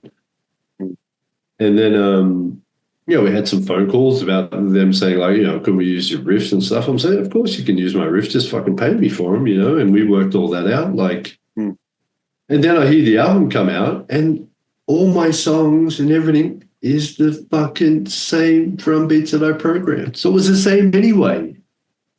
So it was just him saying, fuck you. This is the guy who's going to fucking against me, and fucking, I don't want someone else that's got the fucking same head as I have fucking, you know, writing. So it was just, whatever, bro. Anyway, I love you, man. Like, I don't have any hard feelings. I just have hard feelings about that moment, you know what I mean? Like, where it could have just been totally changed. Like, as I told you before, man, I would have been in that band till now because everything was great. Like, writing was good. Mistis was killer. Like, everything that we wrote together, we would just be perfect at. Yeah, we'd butt heads and stuff, but that's how you come up with good stuff. You know what I mean? I do. And like, yeah, I've talked to them recently and like, look, I don't know, man. All I know right now is like, right now, I like what I'm doing, man. It's good to be back, like playing with the old guys that I know, and whatever they do, man. Like, I'm not going to say anything more or less about, you know, what they're doing, but I miss playing in that band because it was just for me. They it need was guitarists. just, if you haven't noticed, they need a guitarist at the moment. yeah, sure, yeah. I'm saying that's fine, but I'm just saying, yeah, I'm not going to, you know, as I said, I still, man, that's the best. That's my favorite band I've ever played in, and like, not because of the bigness and the exposure, or whatever, but it was just everyone in that band at that time was the best at what they were doing, and that's how it was picked out. You know what I mean? Like, you were picked to do this, you were picked to do that. I'm just saying, like, you know, getting Barker into Dimmu was the only reason why is because he's better than the guy we have now, but better in fucking playing. But dude, if I could, as I said, I've said this before, man, if I could take it back, I wouldn't touch spiritual lineup. I would just left it the same, man. You know what I mean? Like, But you're still mates with him, aren't you? Oh yeah, of course, yeah, dude. When I was in Norway now, man, I was there rehearsing, and the door opened to Steiner's rehearsal place, and Schulhoff walked in, and I just stopped playing, and I threw my guitar away, and I just hugged him like hell, man, because like, we should never have. That was the worst decision I've ever made in my life. Like, and it sucks that I had to do it because like they were fucking cowards, and because they knew him since he was like, you know, this big, like, I was the one that fucking had to tell Schulhoff that he was fucking kicked out on a fucking plane. You know what I mean? Like, I'm the new guy. Maybe he won't fucking punch me. They won't punch them, or they were deflecting on me. So like, you know, I was there that whole time that shit was going down. And look, that's fine. Like, and at the same time, I was thinking the same thing too. It's just like fucking, I didn't realize at the time that, you know, better isn't always better. You know what I mean? Like, as again, we can go back to what we are talking about before. A blowjob is a blowjob, but a good one doesn't mean that another thing is good. You know what I mean? Like, they could be horrible at being a mother. You know what I mean? But at the time, you pick what you pick. You know what I mean? Like, it is what it is. But yeah, I've been talking to the guys. Look, I always have to talk to them. I always have to talk to their management, and I have to, we have contractual stuff. But look, I heard that they've just been going back in the studio now with the Rays, putting some tracks down, and I hope it works. I hope Old Man Child works. I hope what Tommy's doing is good. Like, Tommy was there for like 25 years, and like, yeah, I hope it works out. But like I said, like, that is my favorite band I ever played in, and look, mate, it is what it is. Like, it is. Yeah, I can't say anything more. Like, yeah. Yeah. Well, anyway, that's my rant about Dimmu. Dimmu still gets me fucking riled up, only because I just think there was a lost opportunity there of us. That's all, and not taking away from what Tommy did in the band and what they've done forward, but I just. Yeah, I just think that there was a scatter there that shouldn't have maybe happened. If there was like another fucking reality, I think it would have been good. Your feelings, though, about Barker, though, were proven correct because he lasted an album. Exactly, right? And then fucking, I remember talking to Selenos like maybe a year and a half after that, and I talked to him and I said, "You know what I mean now, right?" And he goes, "Yeah, I know what you mean."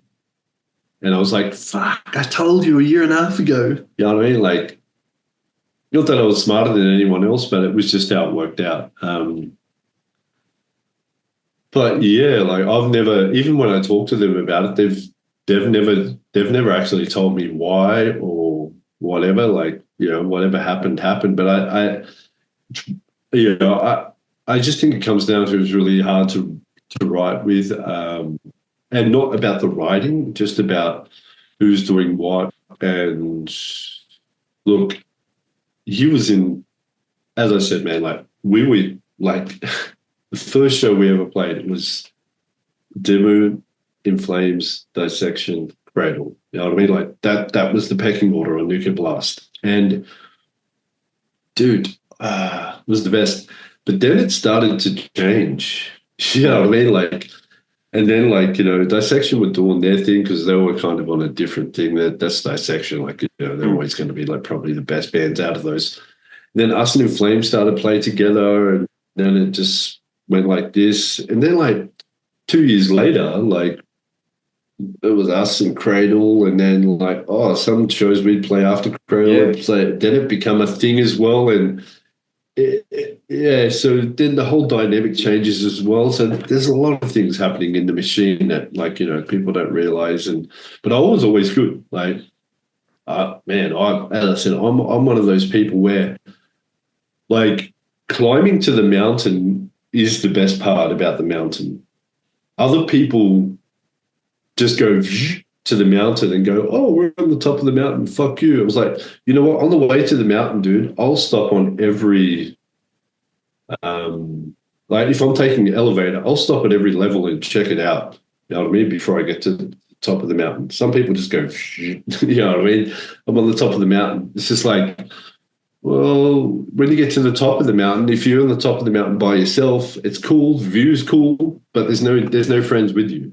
I'd rather bring friends along the way with me. When I get there, my friends are with me, you know what I mean? Like, but sometimes people can't see it. As you know, mate, people don't see the forest for the trees, because from a fan's perspective, Cradle would have been insurmountably better if Barker and Stewart had stayed in the band. And 100%. Dimmu would have been a shitload better. And of course, you wrote the albums that catapulted the band into the limelight. So if you and Shuldav had stayed and things had been ironed out, if you like, because that's just growing pains in terms of working out the relationship, but you're also dealing with I've had a bit of insight on this, but Scandinavians, especially back then, are very different to Australians and the Brits. 100%. And and the knifing of Shuldav was pretty. It was cloak and dagger, wasn't it? Insofar as you had to be the fall guy and actually 100%. make that and actually hand that news to him, whilst the other guys, Yeah. I know they were present, but they certainly weren't the ones speaking. So No, yeah. it was done in a hotel lobby before we got on the plane to go back to Norway. Yeah. Yeah, I know. Hindsight's And, all like, it is 2020 what to it your is, earlier man. point, but yeah, it's Oh yeah, like as I said, like, and then like I go back and listen to spiritual, and I'm like, there's absolutely fucking nothing wrong with those drums, man. Like, yeah, they're not they're not like they're not like they're they're not not Barker. Yeah, I fucking get it. Yeah, Barker's next right, level. but Yeah, yeah, exactly. But still, fucking killer. But I still, it's like that fucking, you've got the hottest girl in the room, but there's the hotter one over there. There's always that fucking tease. You know what I mean? So sometimes, no. But as you grow up, you learn that fucking don't worry about that. You know what I mean? Because fucking the devil will get you at some point. You know what I mean? Sometimes you just got to fucking go. I'm good. You know what I mean? yeah, And like yeah. when you're young, though, it's very fucking hard to do. And for me and Shagrath and Selenos at that time, that was very hard to do. Because I remember Shagrath calling me going, "Oh, dude, you know Barker very well. Whenever he tour, like you're always hanging out. Like, oh, give him a call and ask him to come over." Like, and I was like, "Fuck yes," you know what I mean? Like, I was. Yeah, like, you know what I mean? Like, so it wasn't just fucking me, you know what I mean? Like, I was getting told by other people, like, yeah, let's check this out, you know what I mean? So, like, I'll take the blame because I was in on it too. Like, I was in burning the fucking house down, but yeah, no, I definitely wasn't the fucking, Jamie, let's be real. Barker probably still is. I mean, you work with Hellhammer, so between Barker and Hellhammer, you could split the difference on who the preeminent black metal drummer is. People would throw Frost into the mix too, and I know you've done some stuff with him as well, but really between Barker and Hellhammer, you've really got the two. So I don't think anybody who has any insight into these things would blame you or anybody else in Dimmu for looking at Barker, who was at the time didn't have a band, and thinking, fuck, how can we make this work?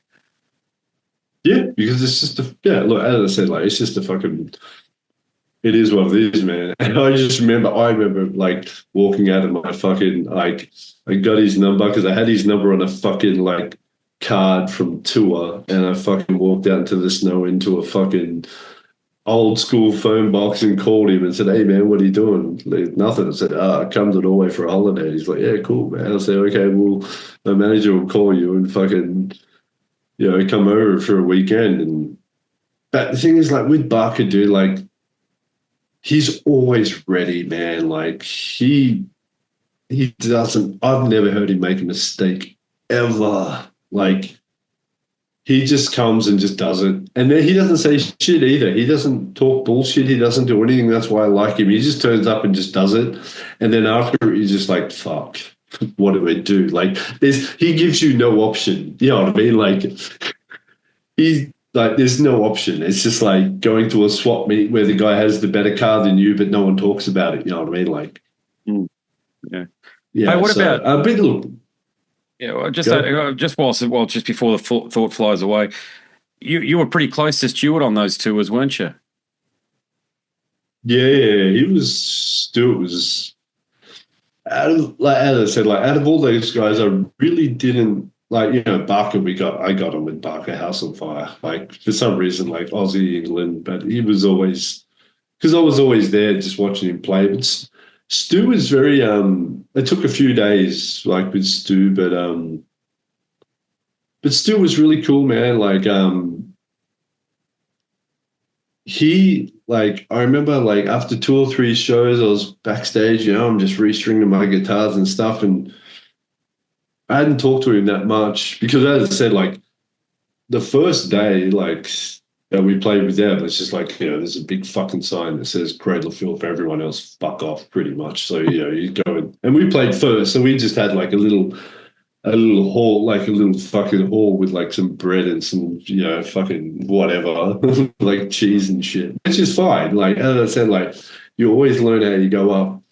But after about 3 days of playing with those guys, like, yeah, Stu come up to me and he goes, "Oh man, can I have a look at your guitar and stuff?" And I was like, "Yeah, cool, man." And I'm just a kid from Australia, and he had a look at it and stuff, and he was like, "Oh man, maybe these saddles and stuff, we could change some stuff." And that I said, "Oh, I don't have a guitar tech, man. Like, fucking, I'm doing nothing." And he stripped my whole guitar back by himself and redid it and helped me out. You know what I mean? Like, he could see that, like, I wasn't just another person, just playing guitar. Like, he could see that I was actually trying to play guitar and I was into it. And he was the first person to make contact, man. And he restrung my guitar, reset up my guitar, and it was fucking perfect, man. And that the relationship started from there, man. Like, and I would, but he didn't talk to anybody else, though.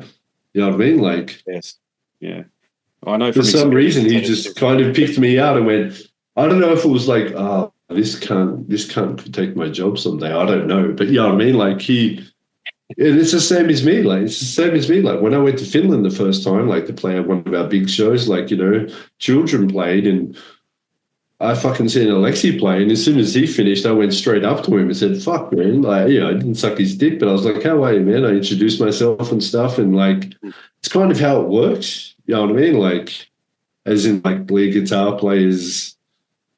You know what I mean? Like, you introduce yourself, and like, if you're not a cunt, then fucking, you just say, "How you doing, man? It's good. Fucking, what are you up to here?" And try and learn stuff from him. You know what I mean? Or whatever. But yeah, Stu, like, yeah, said, man, he stripped my guitar back and said, "Oh, this is wrong. This is wrong." And he taught me a lot of stuff. And yeah, for the next 2 weeks, man, like, every night he would be on the side of the stage, watch me play. He would pull me aside and get me fucked up and stuff, man. But Stu was always cool, man, because before I went on that first Cradle tour, the only thing I knew was Principle, man. Principles. And Principles was like one of my favorite albums ever. Like, if it wasn't for Principles, there'd be no Lord Kaos. There's 100%. There's no way. You know what I mean? Like, even though it's not the same, but yeah, I remember getting into my bass player's car and even just putting Principles on. I was like, "What the fuck is this?" And then obviously into Vampire, but then Dusk. When we started doing Dusk tours, it was like everything changed, man. Dusk's become like black metal Iron Maiden, and I was like, "Who the fuck's responsible for this?" You know what I mean? And then like, "Oh, it's Stu." You know what I mean? So, but yeah, we had a really good relationship, man, and like, Stu is very he wasn't like he was to me. He wasn't like to anybody else. Not saying I'm special, but he can be a cunt, like a big cunt. You know what I mean? Like, but yeah, he'd pick the people out that he wanted to hang out with and be nice to. And for me, I was just lucky enough for him to try and help me out. And plus say like, "Oh man, maybe work on your sound this way and do this." And like, for some reason, Stu just, yeah, he helped me out a lot. And to this day, I still have some of the principles that he talked to me about that I still use today. Yeah. Yeah, he figured you're an equal, which is really important. I know from all the conversations I've had with the Cradle guys that wasn't always the case. Stuart, you had to earn his respect in a band situation. Yeah, exactly. He's very open-minded outside of that. I've seen him be a right bastard to a lot of people, man. And not saying it's right or it's wrong, but that's just where he thought he was. You know what I mean? But to me, like, feeling missed, yeah. But to you, mate, yeah. But as I say, you thought you were on the same level, and as I say, mate, I wish he was still around. And there's those demos that I shouldn't say whether they exist or not, but they were certainly recorded. The Clive Barker concept album that featured Barker, Les, and Stu on guitar, mate. Fuck, I don't even want to imagine what that sounds like, because we missed out on some groundbreaking music, I'm prepared to say at this point, building on what they'd done with for sure. And also it was really weird because, as I said, because I had just come in hearing Principles, where Principles, look, as I said, one of my, like, Nightside Eclipse, Shadow Throne, Principles probably, you know what I mean? It's probably 3 or 4 for me, you know what I mean? Is it the guitar playing on that one there, or is it the dynamic? that drew you into It's that? everything, man. It's everything, man. Like, you know, Nightside for me is like everything. Drumming especially, that was like, you know, Nightside, everyone says Nightside, you know, they suck Nightside's dick. I do as well, but the thing is like Nightside's everything. Where then Shadow Throne to me is the groove. Like that's just nailed, like the diddle, diddle, diddle. Like it's just groove, you know what I mean? That's the Norwegian groove. But then Principles is fucking Principles has it's death metal Yeah, definitely. with black metal vocals and some keyboards. Yeah. You know what I mean? Like That's a Paul it's Ryan not thing, yeah. it didn't try to be Norwegian. It didn't try to fucking be, you know, Celtic Frost. It didn't try it was just something different, you know what I mean? Hmm. And I think Paul has a lot to do with that. You know what I mean? Like and there's a lot of bass stuff on that album that I think is fucking killer. You know what I mean? And keyboards as well. But obviously for us here, it was just like the drums just stood out. Like, and it was just weird. It was like, why the fuck is this guy playing this blast beat that's different to everyone else as well? So that was a bit different. But That's the first time I've yeah, had to like think about that actually, because I pre-ordered Thorns of Impurity before it came out, yeah, and I wouldn't say it's definitely not similar, but it's in the same ballpark. But is that I haven't picked that up actually, that there was inspiration from Principle, definitely some Satyricon stuff. But because you've always been no, it was definitely Principles heaps. The keyboards was definitely yeah, that was to me that really was really like Norwegian keyboards just seemed to me like they were just playing the keys along to the guitar riffs, which was killer, like, you know, doing all the yeah. right. But with Cradle Principles, it was like diddly diddly diddle, like they had something going on, Yeah, and Ben that's knew what he when was doing. Yeah, no doubt. Yeah. yeah, exactly. And I didn't, but the thing is, like, that's when I kind of reverse engineered, like, you know, like what I was playing on guitar, I could just stop it, like pause and take that chord and then just like loop it back in the day when I was really early, and then just play some stuff and then go, oh, okay, this is fine to me. Like, because to me, like, there's not just albums, but there's songs like The Forest Whispers My Name is like probably to me like without that song there would be 50 black metal bands less. Yeah. Do you know what I mean? Yeah, I get you. I get what you're saying. It's because that is like 50 bands that I listen to all in one. It could be Napalm, it could be Morbid, it could be Cannibal, it could be everything done in one, you know what I mean? Like, but it sounded like Kratom. Like Forest Whispers My Name was just like nobody had done this before. Especially, and then like, you know, Sarah as well, and then like all this weird stuff, and then like, you know, I can relate it to other stuff, but I really got into the I really got into the keyboards on that album. It really taught me that like it didn't just have to be backing what the guitars were. Like, you know, there could be another instrument involved in there. But you took that inspiration to its logical conclusion, in my view, with Crystal Lakes in particular. See, that's one of the most important symphonic black metal songs written from the perspective that the guitars are fucking aggro in that one. They're right up there. Off on that. Yes. And you've got solos and leads in there too. They're kind of, and you mixed it in a way where it's right in the middle.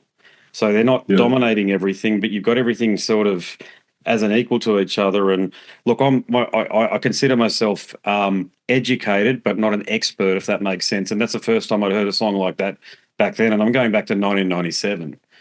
And that song has since gone on to live a life of its own, don't you think, being covered by The Amenter and a few other groups?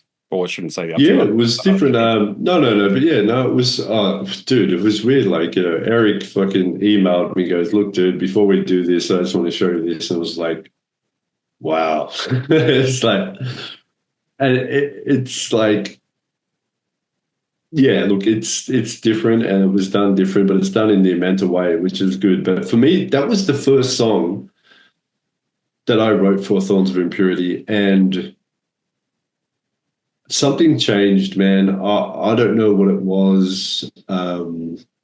As I said, I just finished listen. I'll tell you as well. Like I just finished listening to Nightside, and not so much Nightside, because Nightside for me like blew me away, but I was like, I kind of put that to the side.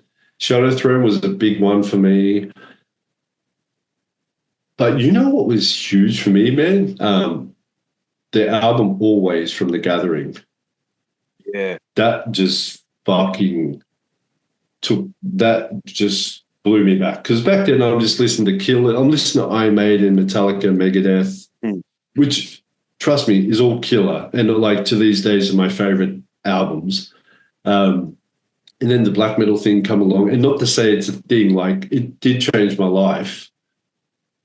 But yeah, like bands like The Gathering, like Always, like that really went fuck. And then Turn Loose the Swans. So I really got into this British doom with keyboards thing, you know what I mean? It really, really did come along. And then I was like, and I didn't write for like maybe 2 or 3 months, because the stuff I was writing in Chaos before was a bit doomy, but it was just still like, Sepultura and all this other stuff. Then I listened to all this stuff, and then I just went, you know what, I feel like just writing something a bit different. And then and Crystal Lakes, I remember it come out, man. It was just like, not come out, but as in when I was writing it, I was just like, this is different. And then I wrote it, and I went to band practice. And but back then I had to take my whole computer with me, and fucking, because it was all MIDI and DM5 and Yamaha fucking rack keyboard and shit. And those guys had never heard, like, well, not heard, but hadn't heard what I'd done. And I just and it was just drums and keyboards, and I was just playing along with the guitar. And about halfway through, my singer Jamie, he just come over to the computer and just pushed stop, and he goes, yes. That's all he said. He just said yes. And I said, you don't want to hear the rest of it? He goes, I don't care. He goes, yes. We're done. Like, this is where we're going from here. And I went, okay, cool, man. Like, and it was it was a different experience.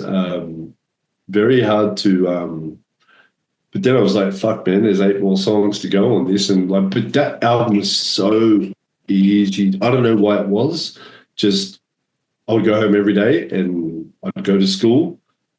I would just do math, science, English, do all the stuff I was supposed to do, and then just come home and I would just write it. And every day I would just write a new song. Like, that album was done really fast. Because for me it was all new, and I was I would play something new on the guitar and go, fuck, I haven't done that before. Okay, let's try that. And then I had a 4-track and a computer and a keyboard. But I was just very lucky at that time that I could make all those things work. Like, for somebody else, you'd have to write it kind of and then go to band practice with a drummer and all that stuff. Like, and it would have taken ages to come together. But because I could do it all on the spot, I think that's how it kind of worked out to be that. But look, Thoughts of Impurity was I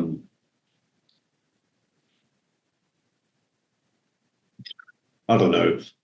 It is probably my favorite album, but it's only because it was just, I didn't know what I was doing at all, man. I didn't have to think about anything. Nobody cared what was happening, and I could just turn up to band practice every day and they'd be like, just keep doing that, man. Just keep doing that. Just keep doing that. Like, I don't know. And like, back then as well, like, then I would start thinking about solos, and I'm like, oh, fuck, I don't know what to do. Like, because all the albums that I heard, like, the ones that I mentioned, there was no solos. There was melodies and stuff, but there was no like, there was no solos. So then it was like, I'd listen to like, Metallica, Megadeth and Slayer and all that stuff, going, I like all this stuff that they're doing as well. Like, and not that I'm as good as any of those guys, but I would just try and put it in something, you know what I mean? But then, so it was a bit different, man. It was hard. But I knew at that time that like we had something, but I just wasn't sure.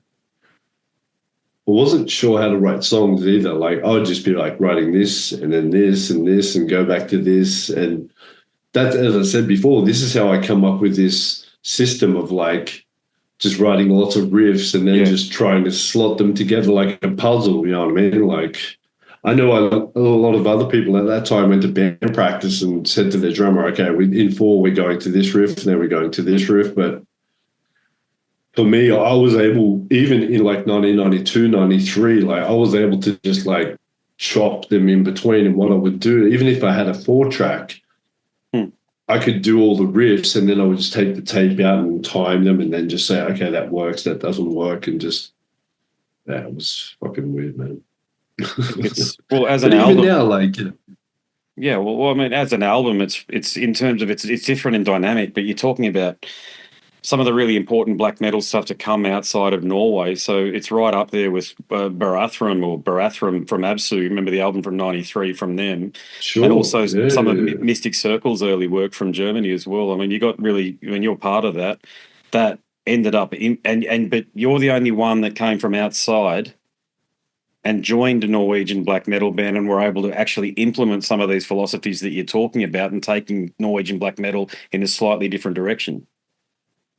Yeah, that was really weird too, because like they all had, obviously Norwegians are like they knew who I was before I would ever meet them. I know that it sounds weird, but like, you know what I mean? Like I'd be there at the pub or whatever, like, hanging out, like doing stuff, but they're not dumb people, man. Whoever come up to me and said hello, like they knew who I was or whatever. And but I must give them very good praise, man. Like there is a lot of things that I didn't enjoy about that time, and there was a lot of things about the people that I did enjoy about that time, like their philosophies, their morals, the way that they did things. It was different to mine, but I never ever had a problem with implementing my music or my style or whatever to any of it. They were always like, just do what you want, man. Always. And that was a good thing because like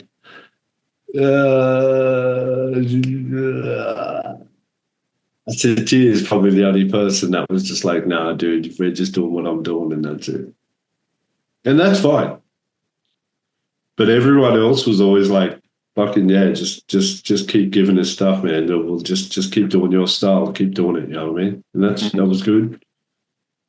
You were very useful to a lot of bands during that period, weren't you? I mean, there's a lot that I want to talk about, but I'm not going to because I want to save them for later on. But I know. Yeah. But it just I mean, you have had that impact, but do you feel? Here's the question for you: does it resonate if I say or ask the question? Does it feel like you've come full circle nowadays with what you're doing with Covenant? 100%. Now this is, I think, I think this is the right. Yeah, I think it was the right path, the right thing, the right time, the right everything to do what I'm doing now. Yeah, and also like,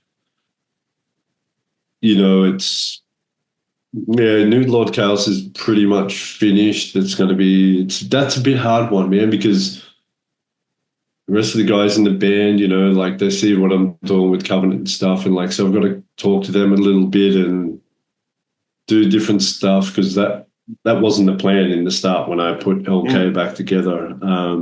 But they've been really good about it. Plus, I just finished a solo album, so like that's going to come out in a month or two as well. So yeah, that's going to be a bit different. And that's just, there's no vocals on that. It's just I pretty much just wrote an album that I wanted to write, like all different styles, like it's Dimmu, Covenant, Carpe, Lord Kaos, everything all together.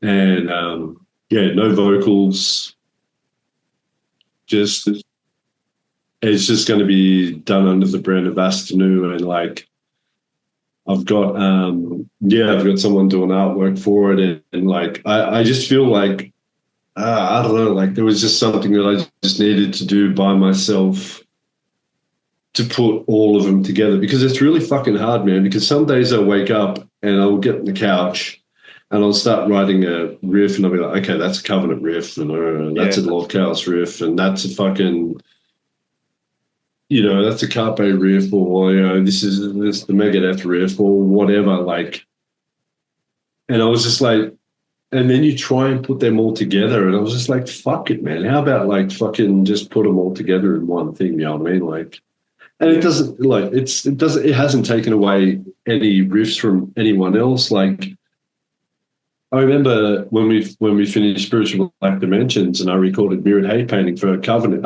for Carpe Tenebrum. Shagrath was in the studio when I was mastering it, and he's like, that's a Dimmu riff, that's a Dimmu riff, that's a Dimmu riff, why didn't you give it to us? And I'm like, well, fuck, man, like I can't pick out the riffs, you know what I mean? Like, I just wrote you an album, you know what I mean? Like, I'm in Norway, this is what I'm fucking doing. Like, unless you pay me a fucking wage and a salary and where I give everything to you, then fine. But at that time, that's not how it was. So yeah, as I said, I just finished off, like, it's an hour and it doesn't stop. It's 5 songs, but they meld into each other. So it's just an hour of music, no vocals. It just goes from one place to another. And look, I've had offers, but I'm just gonna put it out myself. Yeah, good. That's the way to do it. Yeah. I just want to, like, right now, like, Covenant is priority, as in, like, writing wise, like, properly, as in, like, machine management, record companies, you know what I mean? Like, LK is like the same kind of thing, just here, like in Australia. That's cool and that's fine. But I just wanted to do something myself, you know what I mean? Like, at the same time, right now, I just opened up a shop, like, where I've just, like, did all the original tabs for Nexus Polaris. I have all my Kemper profiles. I have a lot of things, like, all my VSTs that I record with, like when I'm sitting at home. Like, I have IRs. Like, I've just recorded my own IRs. So, and it's not all the thing. It's just like, I understand how it is for people, like, starting off and they get a computer and they're trying to do their own thing. It's not that simple, you know what I mean? And, like, they're not expensive or whatever, but, like, yeah, it's just like, if you need a head start, like, just take my stuff, man, and it's like $5 or whatever, and then just, then you can just go from there and learn how it works. You know what I mean? So it's, I'm just trying to do this, full time. And it isn't a plug or whatever. Like, I'm not going to tell you where it is. You'll find it, but it's just like, that's just what I'm doing now. You know what I mean? It's just, I'll put the links in the description anyway. Ahoy there, lads and lassies. Jamie and I took a bit of a tea break, as they would say in cricket parlance at this juncture, but not for long, because we got stuck back into it. So here's the rest of it. Let's go. You're going to release Lord Kaos independently, but did it cross your mind? No. Oh, okay, sorry. No. I missed that, did I? Okay, sorry, I misunderstood that. How are you going to release? I just, as I said, I just finished a solo album, which is just going to be under the banner of Astennu, and I'm going to release that by myself on my own site and do everything. Kaos, like 6 songs in, I've got the other 2 done, and I'm not sure, like, as I said, like, it's not like about like fetching for whoever's going to do it. I know someone will do it, but that's for me, it's I just want the right people to do it, like, you know what I mean? Like, there's plenty of people out there that might do it. And as I said, like, Kaos to me is like, it's what I write first when I sit on the couch. Like, that's what comes out first, and because that's just how it always is. Like, and then other stuff just, like, it comes out, and as I said, I just go, oh, that's that, and that's that, and that's that, and that's this, and maybe that shouldn't be the right way to go about business, but just is what it is. But then you know, I always know like who I'm writing for. As soon as like after about 2 or 3 bars, I know exactly who it's writing for. Yeah. Yeah, Are you talking about Marcus? Who do you mean? Oh, Marcus Steiger, isn't it? The former head of Nuclear Blast, who's now running. God, what's the name of his business? I used to do quite a few interviews. Blood something. I'm not sure. I can't recall now. God, I'll find out. Anyway, the point is Marcus runs a label, or he was running a label. I don't know whether he's still doing it or not. But those relationships are all intact for you. So have you thought about reaching out to some of those people? Oh no, I definitely will. And as I said, like, you know, covenant management right now is pretty good. So if I need anything or whatever, man, like I just kind of reach out to those guys and they point me in the right direction. But yeah, it's like really I don't know, man. I'm also interested in like just kind of doing my own thing as well. Like I think companies and stuff are good. Like, you know, for covenant, it's all good. Like, you know what I mean? Like, it's good to have one guys out there that's going to be in the machine and do everything. Because that's the machine. You know what I mean? Like, otherwise you don't get to play in front of, like, you know, lots of people, and you don't get to get your music out there. But I'm good right now to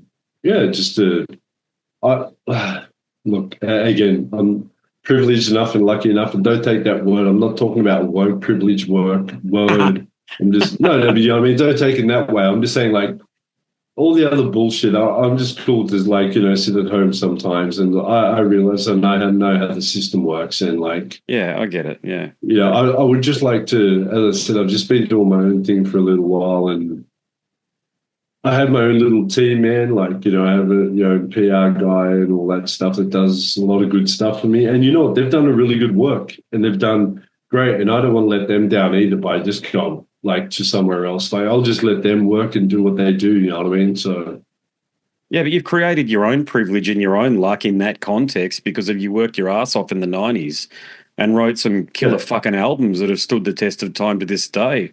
I mean, I'm sure if you look at a Dimmu set list, there's a shitload of stuff from the albums that you wrote. Yeah, and that's great. As I said, but so definitely, I'm just mixing the album now, and as I said, it will just be getting all the artwork done now, which is good. And yeah, I'm just gonna. Is this Lord Kaos you mean, or your solo stuff? No, with Astennu, yeah. I'm just that's all the artwork, because with the new solo stuff, the new Astennu stuff, I'm doing an artwork for every song, and yeah, it's been good that way because then I'm writing not off like lyrics or anything. It's just like I just come up with a word and just an emotion and go, okay, I'm going to write to that and just see how that works. You know what I mean? And with this new one, man, like I just locked myself in the studio for like 6 months, and every day I would just like, it took like 6 months, and like, I know it's a cliche or whatever, but I just locked the door and just, I would just write what I wanted. Like, it's not going to be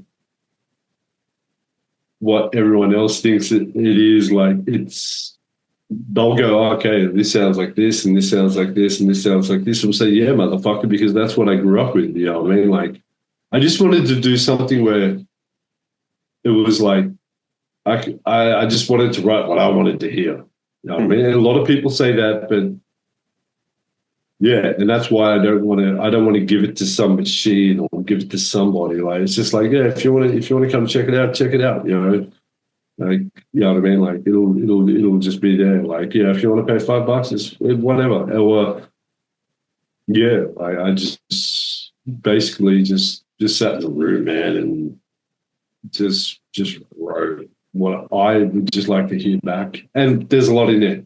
There's Morbid, there's Cradle, there's Dimmu, there's Lord Kaos, there's My Dying Bride, there's everyone, like everyone that I grew up with. There's Anthrax, there's everyone, you know what I mean? Like, and that way I don't have to have somebody say to me like, oh, it sounds like this, sounds like this. I said, yeah, it does, man, because that's what I like. You know what I mean? Like, but then there's the other side of the machine where it's like, well, you've got to do this, you got to do that, you got to do this, you got to do that, and it's a whole different ball game, man. Yeah. Hey, I haven't asked you this question before, but you're a bloke born and raised in Sydney, as am I, by the way, and I think that's why we connect the way we do. And but it's very rare for a bloke like us, as you are, to be in the limelight the way you are and the way it's happened. But how do you feel about being in the limelight again after all of these years, given you do have humble upbringings in Cabramatta and Sydney? I'm good with it, man. I was trained pretty well back in the day of like how to deal with things and how to do stuff. Even if it was from like a little level, like, always growing up, I was always playing in bands and stuff, so kind of get used to it. I'm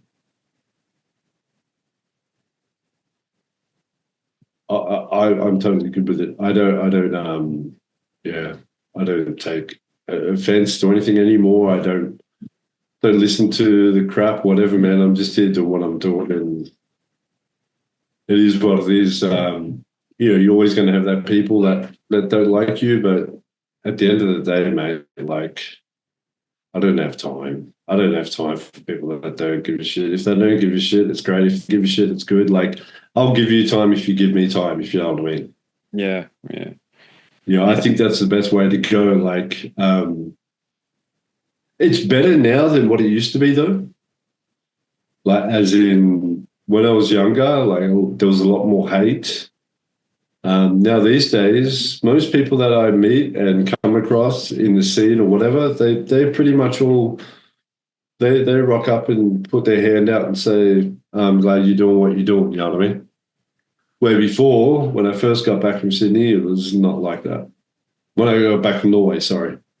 So everyone now is just because I just man, I didn't do anything wrong. I didn't hurt anybody. I kind of just went away and did my own thing, and I don't ask anybody for things. I just go do what I do, and this time it seems a bit better. A lot of people just come up and just say, "Man, I'm glad you're doing what you're doing," and that's good. So the tall poppy syndrome, which you did suffer from when you came back to Sydney, I noticed that your crowds... Oh, no, it's still there, man. Yeah, I bet it is in Sydney. 100% is still there, but yeah, I think it's better than what it used to be. But you had a rousing response to your Sydney comeback show, didn't you? The Lord Kaos one, when you were playing with the David Vincent show, the more I Am Morbid thing. Oh no, Chaos has been good. Like, okay, look, the crowd's split now. Dave Vincent show was good.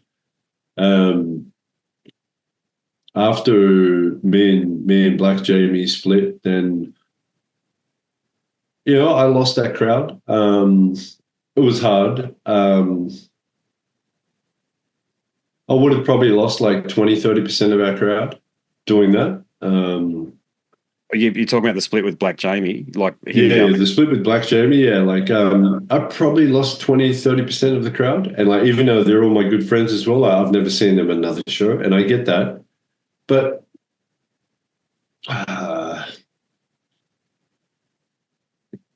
look, it's that's hard to talk about, and I will, but Black Jamie is very he's who he is, and he has his little group of crowd of like, doing what he's doing, same as me, like when I was growing up, and like we always had a split crowd. He had his crowd, he had my crowd, I had my crowd. And look, it wasn't a good thing to do, but when I say not a good thing to do, it was just like probably for the band, it wasn't a good thing to do. But we have totally different views on everything. Like, he's older than me. He's black metal or bust, where I'm kind of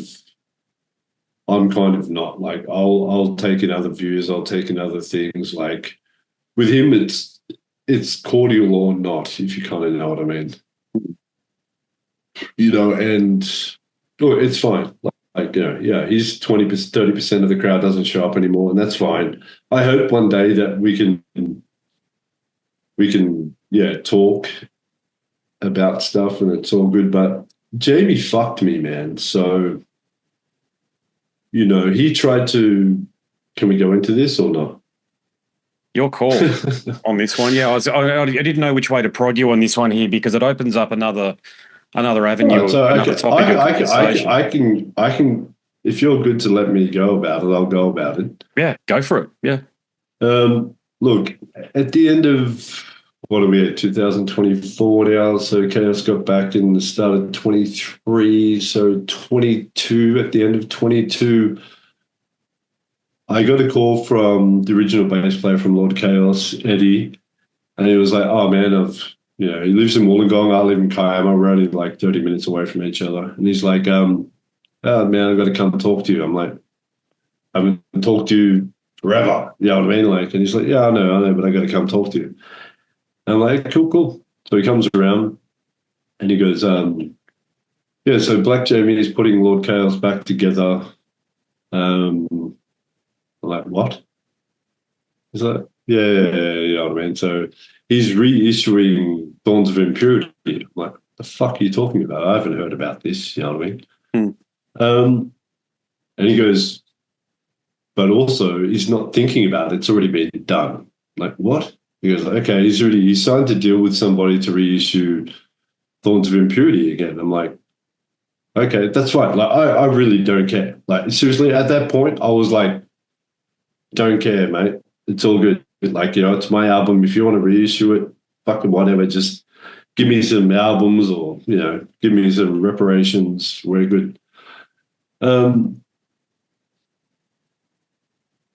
yeah, Eddie come over and talked to me, and I'm like, yeah, that's fine. It's fine. I didn't see the albums yet because they hadn't been redone by Nuclear War, whatever they're called. And then I was like, you know, actually get Jamie together and come over to my house. Like, you know, like I'm writing some new stuff. Like, let's see what happens. So they come over to my house and, you know, Black Jamie bought albums and cassettes and CDs and gave them to me. I didn't look at them at the time. I was just like, oh, thank you, man. You know what I mean? And I was like, yeah, I played him some new stuff and I was like, yeah, if you want to put this back together, like, why not? This is cool. You know what I mean? This is before any of this, before Covenant, before anything got back together. So this is the catalyst to do it. And they were like, yeah, man, all the new stuff sounds good. Yeah, we could get back together and all good. Just us three. So that's all I knew at that time. It was just the original three just saying, like, let's talk about it. This could be cool. It was cool. And then they left the house. And then they left my house and they left. So then I got the new LP out and I fucking opened it.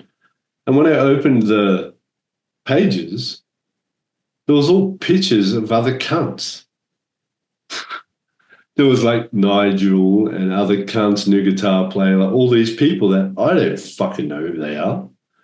I was like, what the fuck?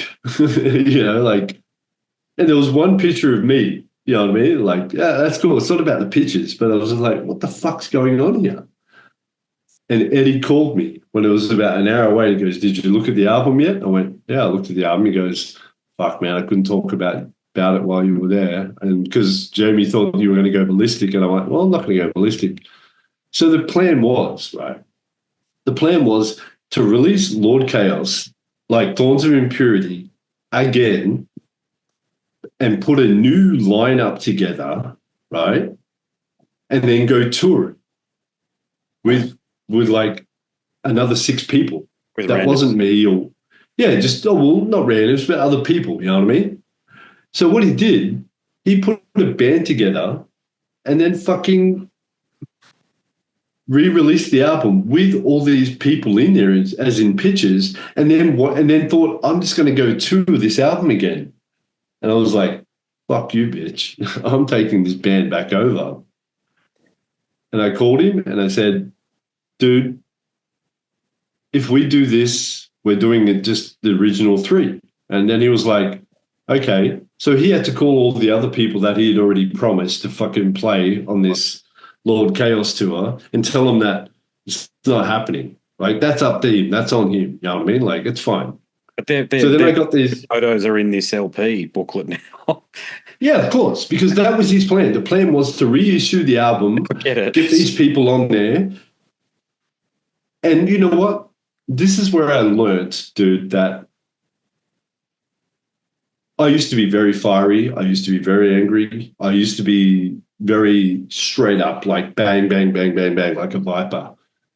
This is where I learned to have patience. You know what I mean? Just new way. Just, I'm good.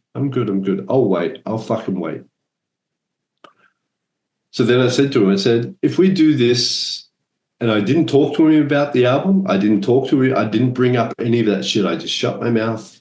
And I said, if we do this, we're going to do this, just the original 3. And he goes, excellent, cool. Right? So now it's up, because now I know it's up to him to fucking call these people and say, Jay's going to do this, and that's on him, right? And I was cool. I was still fucking very cool. So then Marty calls me and goes, hey, man, like, you know, Morbid's coming to Sydney. I am Morbid, sorry. Marty from Bleed, that is, isn't it? Yeah. Yeah. And he goes, oh, man, do you guys want to support these guys? And I'm like, fuck yes, dude. Oh, yes. You know what I mean? Like, I was like, cool. So now I have, and that was like 6 months before. So I had 6 months to put this, like, to put everything back together. Buy gear, fucking get everything done, like get a machine going again. I had 6 months and I had something, a goal to go to. And I was like, yeah, I can do this in 6 months. This is fucking easy. Like, wasn't that easy, but I knew I could do it in 6 months. So yeah, I bought everything new. I had to reprogram everything. I had to fucking get everything done. Like, okay, so we get to the date, everything's perfect, everything's reprogrammed, everything's done. We go rehearsals. Black Jamie comes in. Yeah, he's okay. Like, you know, he's singing off an iPad, but look, everyone does that these days. I don't, you know, it is what it is. We go play the show. Show's fucking perfect.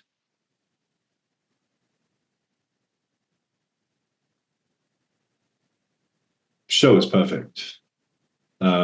A week later, we all just cooled off.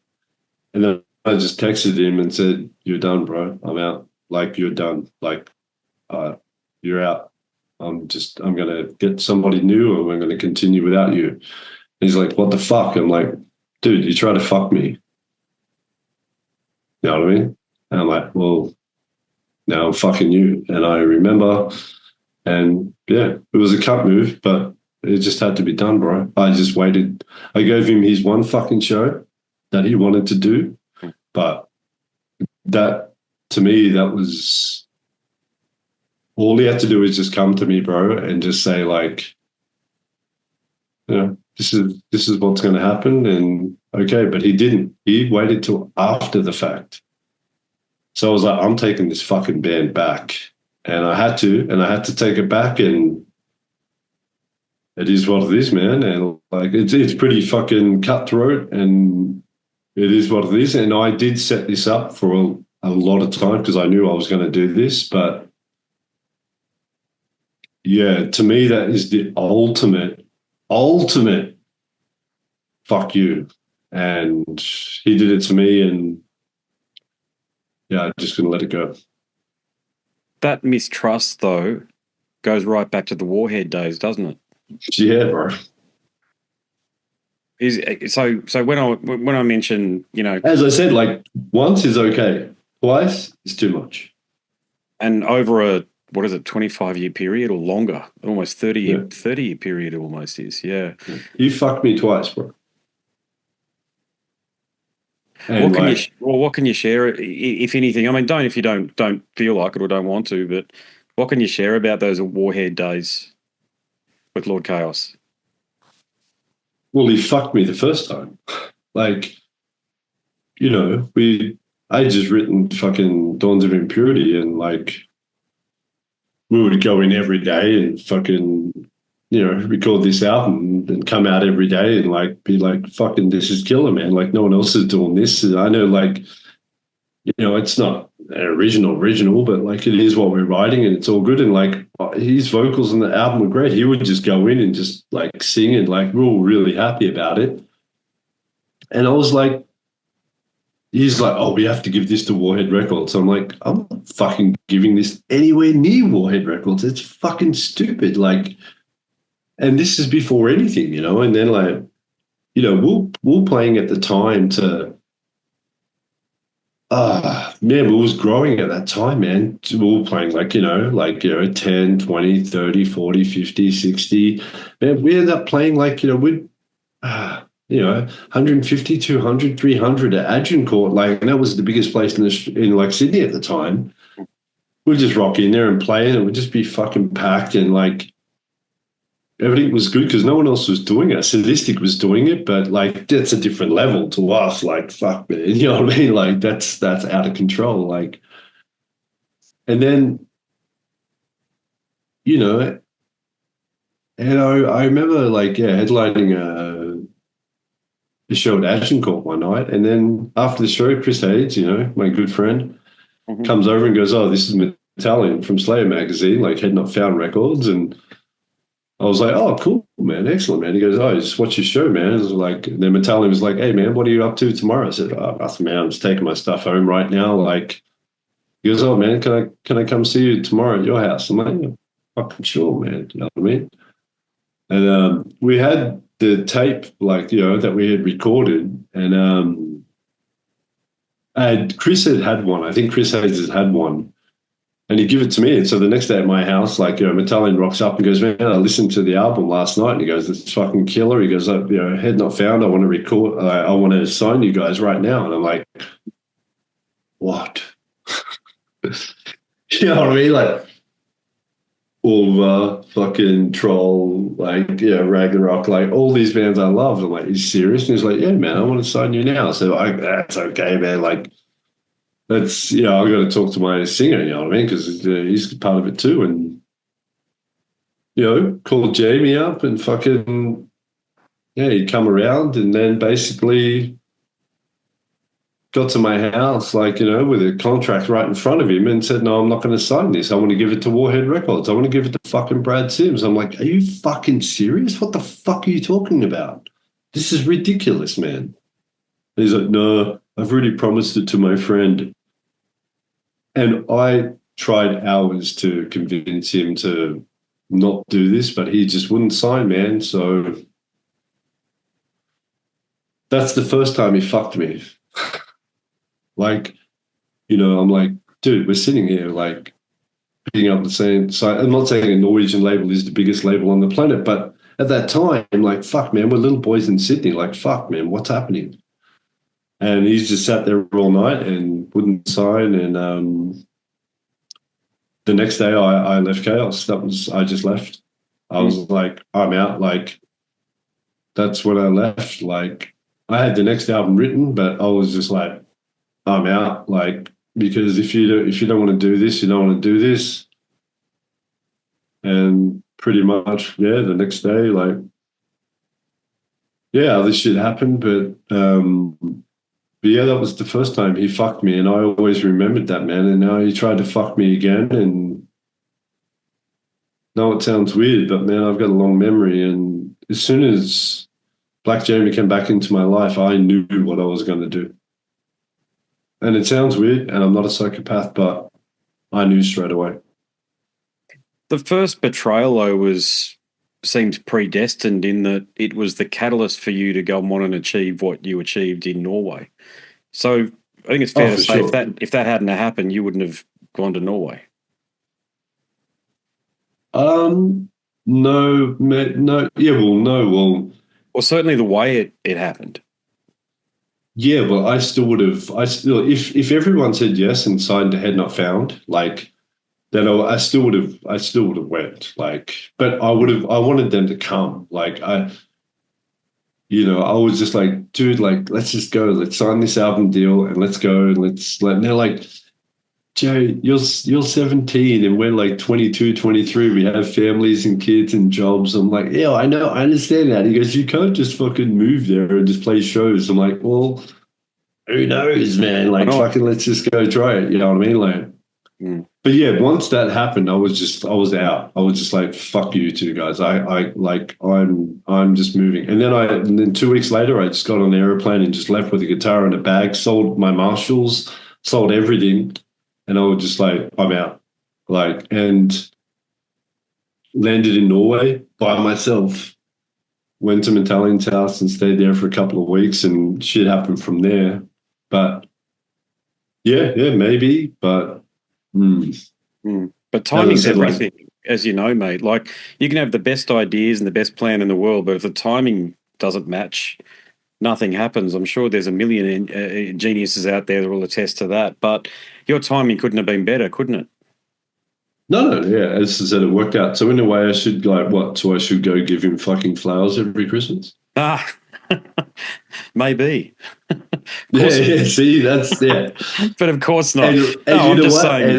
And I'm just saying, I think that's how he fucking thinks about it too. I'm sure when he's at the pub, he goes, "If it wasn't for me, Jay wouldn't have done shit." It's like, dude, if he just would have stuck with me, like, I still think. I know this sounds weird. I still think I would have got to where I would have got to. And I know that sounds fucked, and I'm humble, and I don't want to sound like that, but you know what I mean?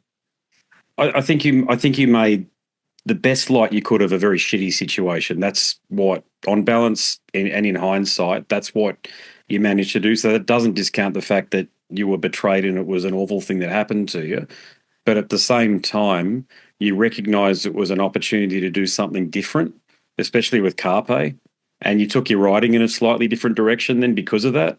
So the Carpe, Yeah. I think it's fair to say if that didn't happen, the Carpe albums wouldn't have, certainly the first one wouldn't have come out the way it did. Is that fair? Is that a fair comment? Yeah, that's probably true. As I said, like that first Carpe album was already written, like because that would have been the next Chaos album. But the thing is, it wouldn't have been the same album because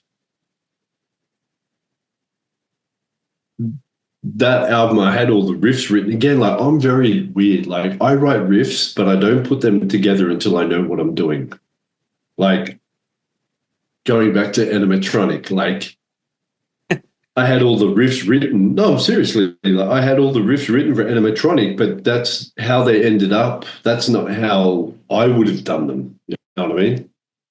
So, and then you're correct. So, then I had all the next Lord Kaos. Like all those riffs are the same riffs, but they wouldn't have been played the same. There's no, yeah, you're correct. You are correct.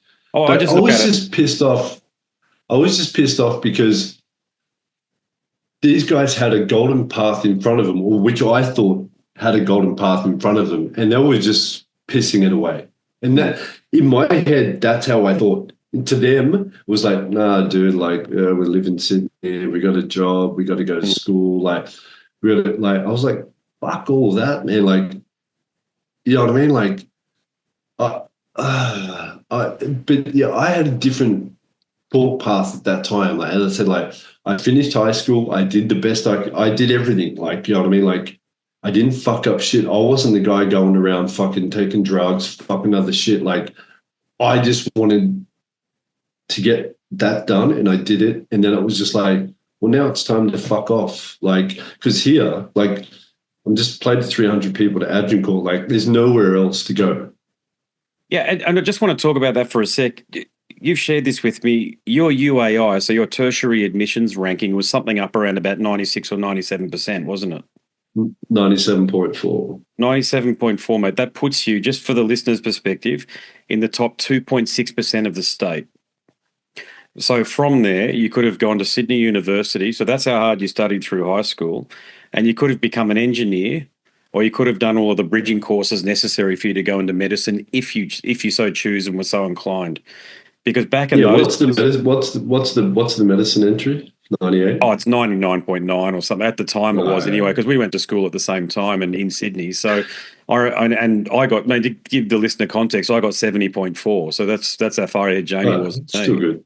That's so it was, and look, I ended up doing what I wanted to do anyway, but you had those opportunities, academic opportunities, and that was the pathway you had to get. In 1995 and 1994, you had to get a decent admissions score in order to do the course 100%. you wanted to do. There was no sponsorship, no full fee paying, none of that bullshit, no bursaries. You had to get that because universities at that time were focused on excellence. The public universities, fucking. Yeah, dude. I used to get up every day. I used to get up every day at like 6 o'clock, take a shower, go to school. I would carry my guitar to school around my neck, play on the way, go into class, put my guitar down, do all my work, finish it first. Teacher would say, Jay, you finished? I'm like, yeah. He goes, grab your guitar. Then I would just, play. And then everyone else would finish and I would go to, that's all I cared about, man. But I cared about school first for some reason. Like I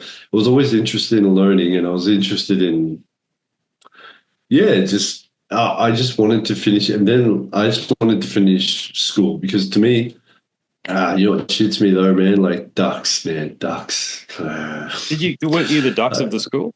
No. I was second, bro. I got beat by one guy. So. And it was good, like because I had someone to go against. You know what I mean?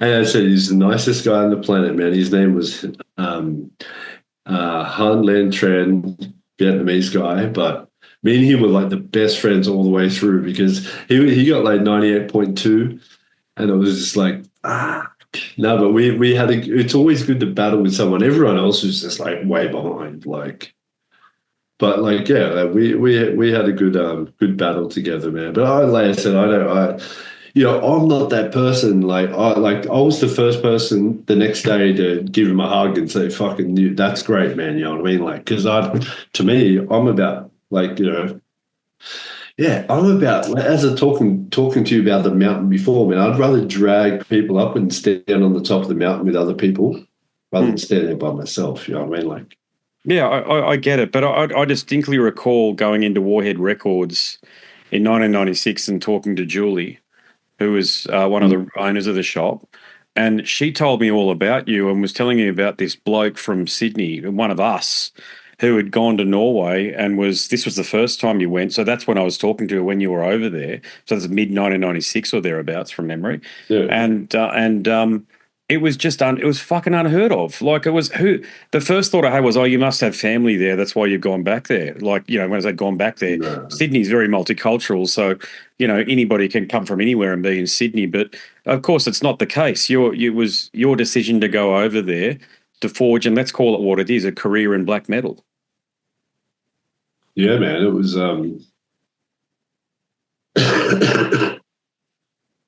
yeah, as I said, like after let's call it a debacle. I'm not going to go into the Warhead stuff. People can learn about that later. But I just felt that as soon as because people started hearing about me going like, Jay's gonna get on a big white bird and go to Norway. And when people started hearing about that, once I left Chaos, like that was my band, dude. Like that was my first love. That was my band. And everyone went, you just quit your own band. And I gave all my equipment to the rest of the guys and said, have at it. Good luck. You know what I mean? Like, because that's how I am. You know what I mean? It's just like, if you want to, and they did, and they continued. They got another 6 guys, and take 6 guys to do what I do. I don't know, but they did that. I was very with people, man. Like once I'm out, I'm out. Like, and then ideas as well. Like once I'm done with you, I'm done. Like I'm on to the next thing. Like I very rarely give second chances to anybody, and that I don't know if that is a bad thing or whatever. It's just like I don't. Yeah, it's very hard for me to. Yeah. Once you fuck me, you fuck me. You know what I mean? And I'm out. So I was out on everybody, man, because everyone was just like, "Oh, you're never gonna make it there. You're going to be shit. You're gonna be fucking whatever. Like, you just fucked up your whole shit." I'm like, okay. And then I just went, I'm going there anyway. And yeah, once I got there, man, like it was a slow, not slow thing to do, but as soon as you start meeting people, man, and you like, yeah, you do what you do, and people see what you do. They like, people aren't dumb, man. Like they They see like if they can take something from you, they'll take something from you, and that's what people started doing at the start. But then there's actually people that like give a shit about you as well. So it's hard. But yeah, as I said, I was just totally in the mode of just like fuck Australia, I'm out of here, and yeah, it was good. And then once you start to meet the right people, it's pretty easy. Doing this first show, as I said before, it's just like, it's just like test driving a car. Like you get into it, you don't want to rev it too hard, but it is what it is.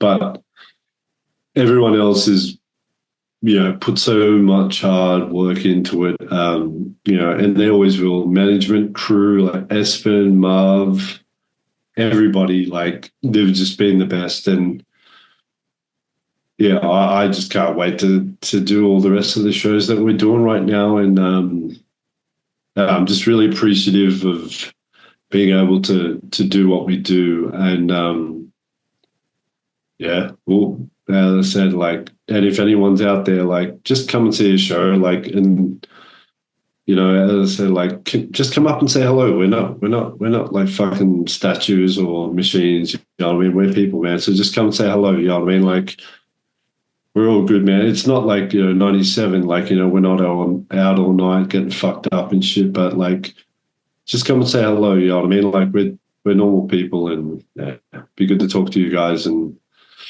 this is booked, but you don't know where it's booked. I was going to say, like, given when you say come out to the show, 60-70% of my audience is split across England and the United States. So can you give us, I understand management. 100%. No. We're definitely Cosmic Festivals in London. I know that. I know Hellfest also.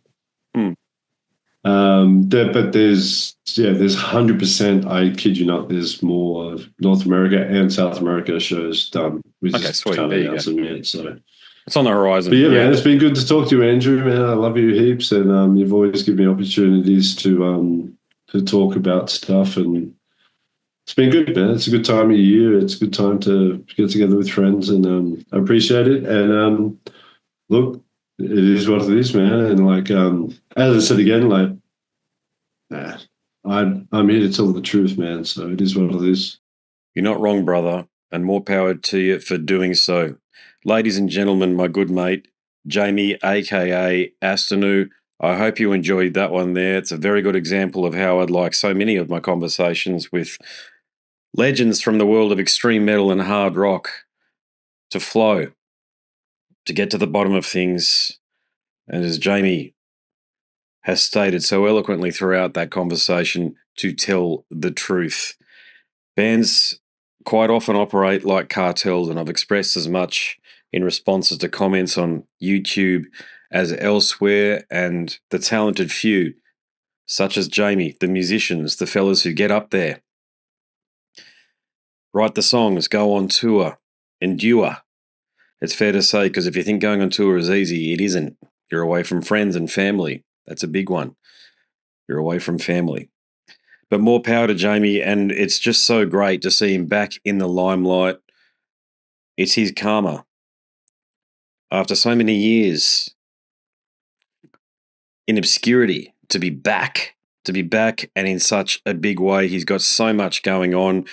I'll put links to all of the important things for you to investigate that Jamie has out there. The tab books that he talked about, Lord Kaos, anything else relevant, it's all in the episode description. All right, that's it from me. My name's Andrew Mackay-Smith. Thanks very much for tuning in. I really appreciate you supporting the show. Until the next one, it's a goodbye for now.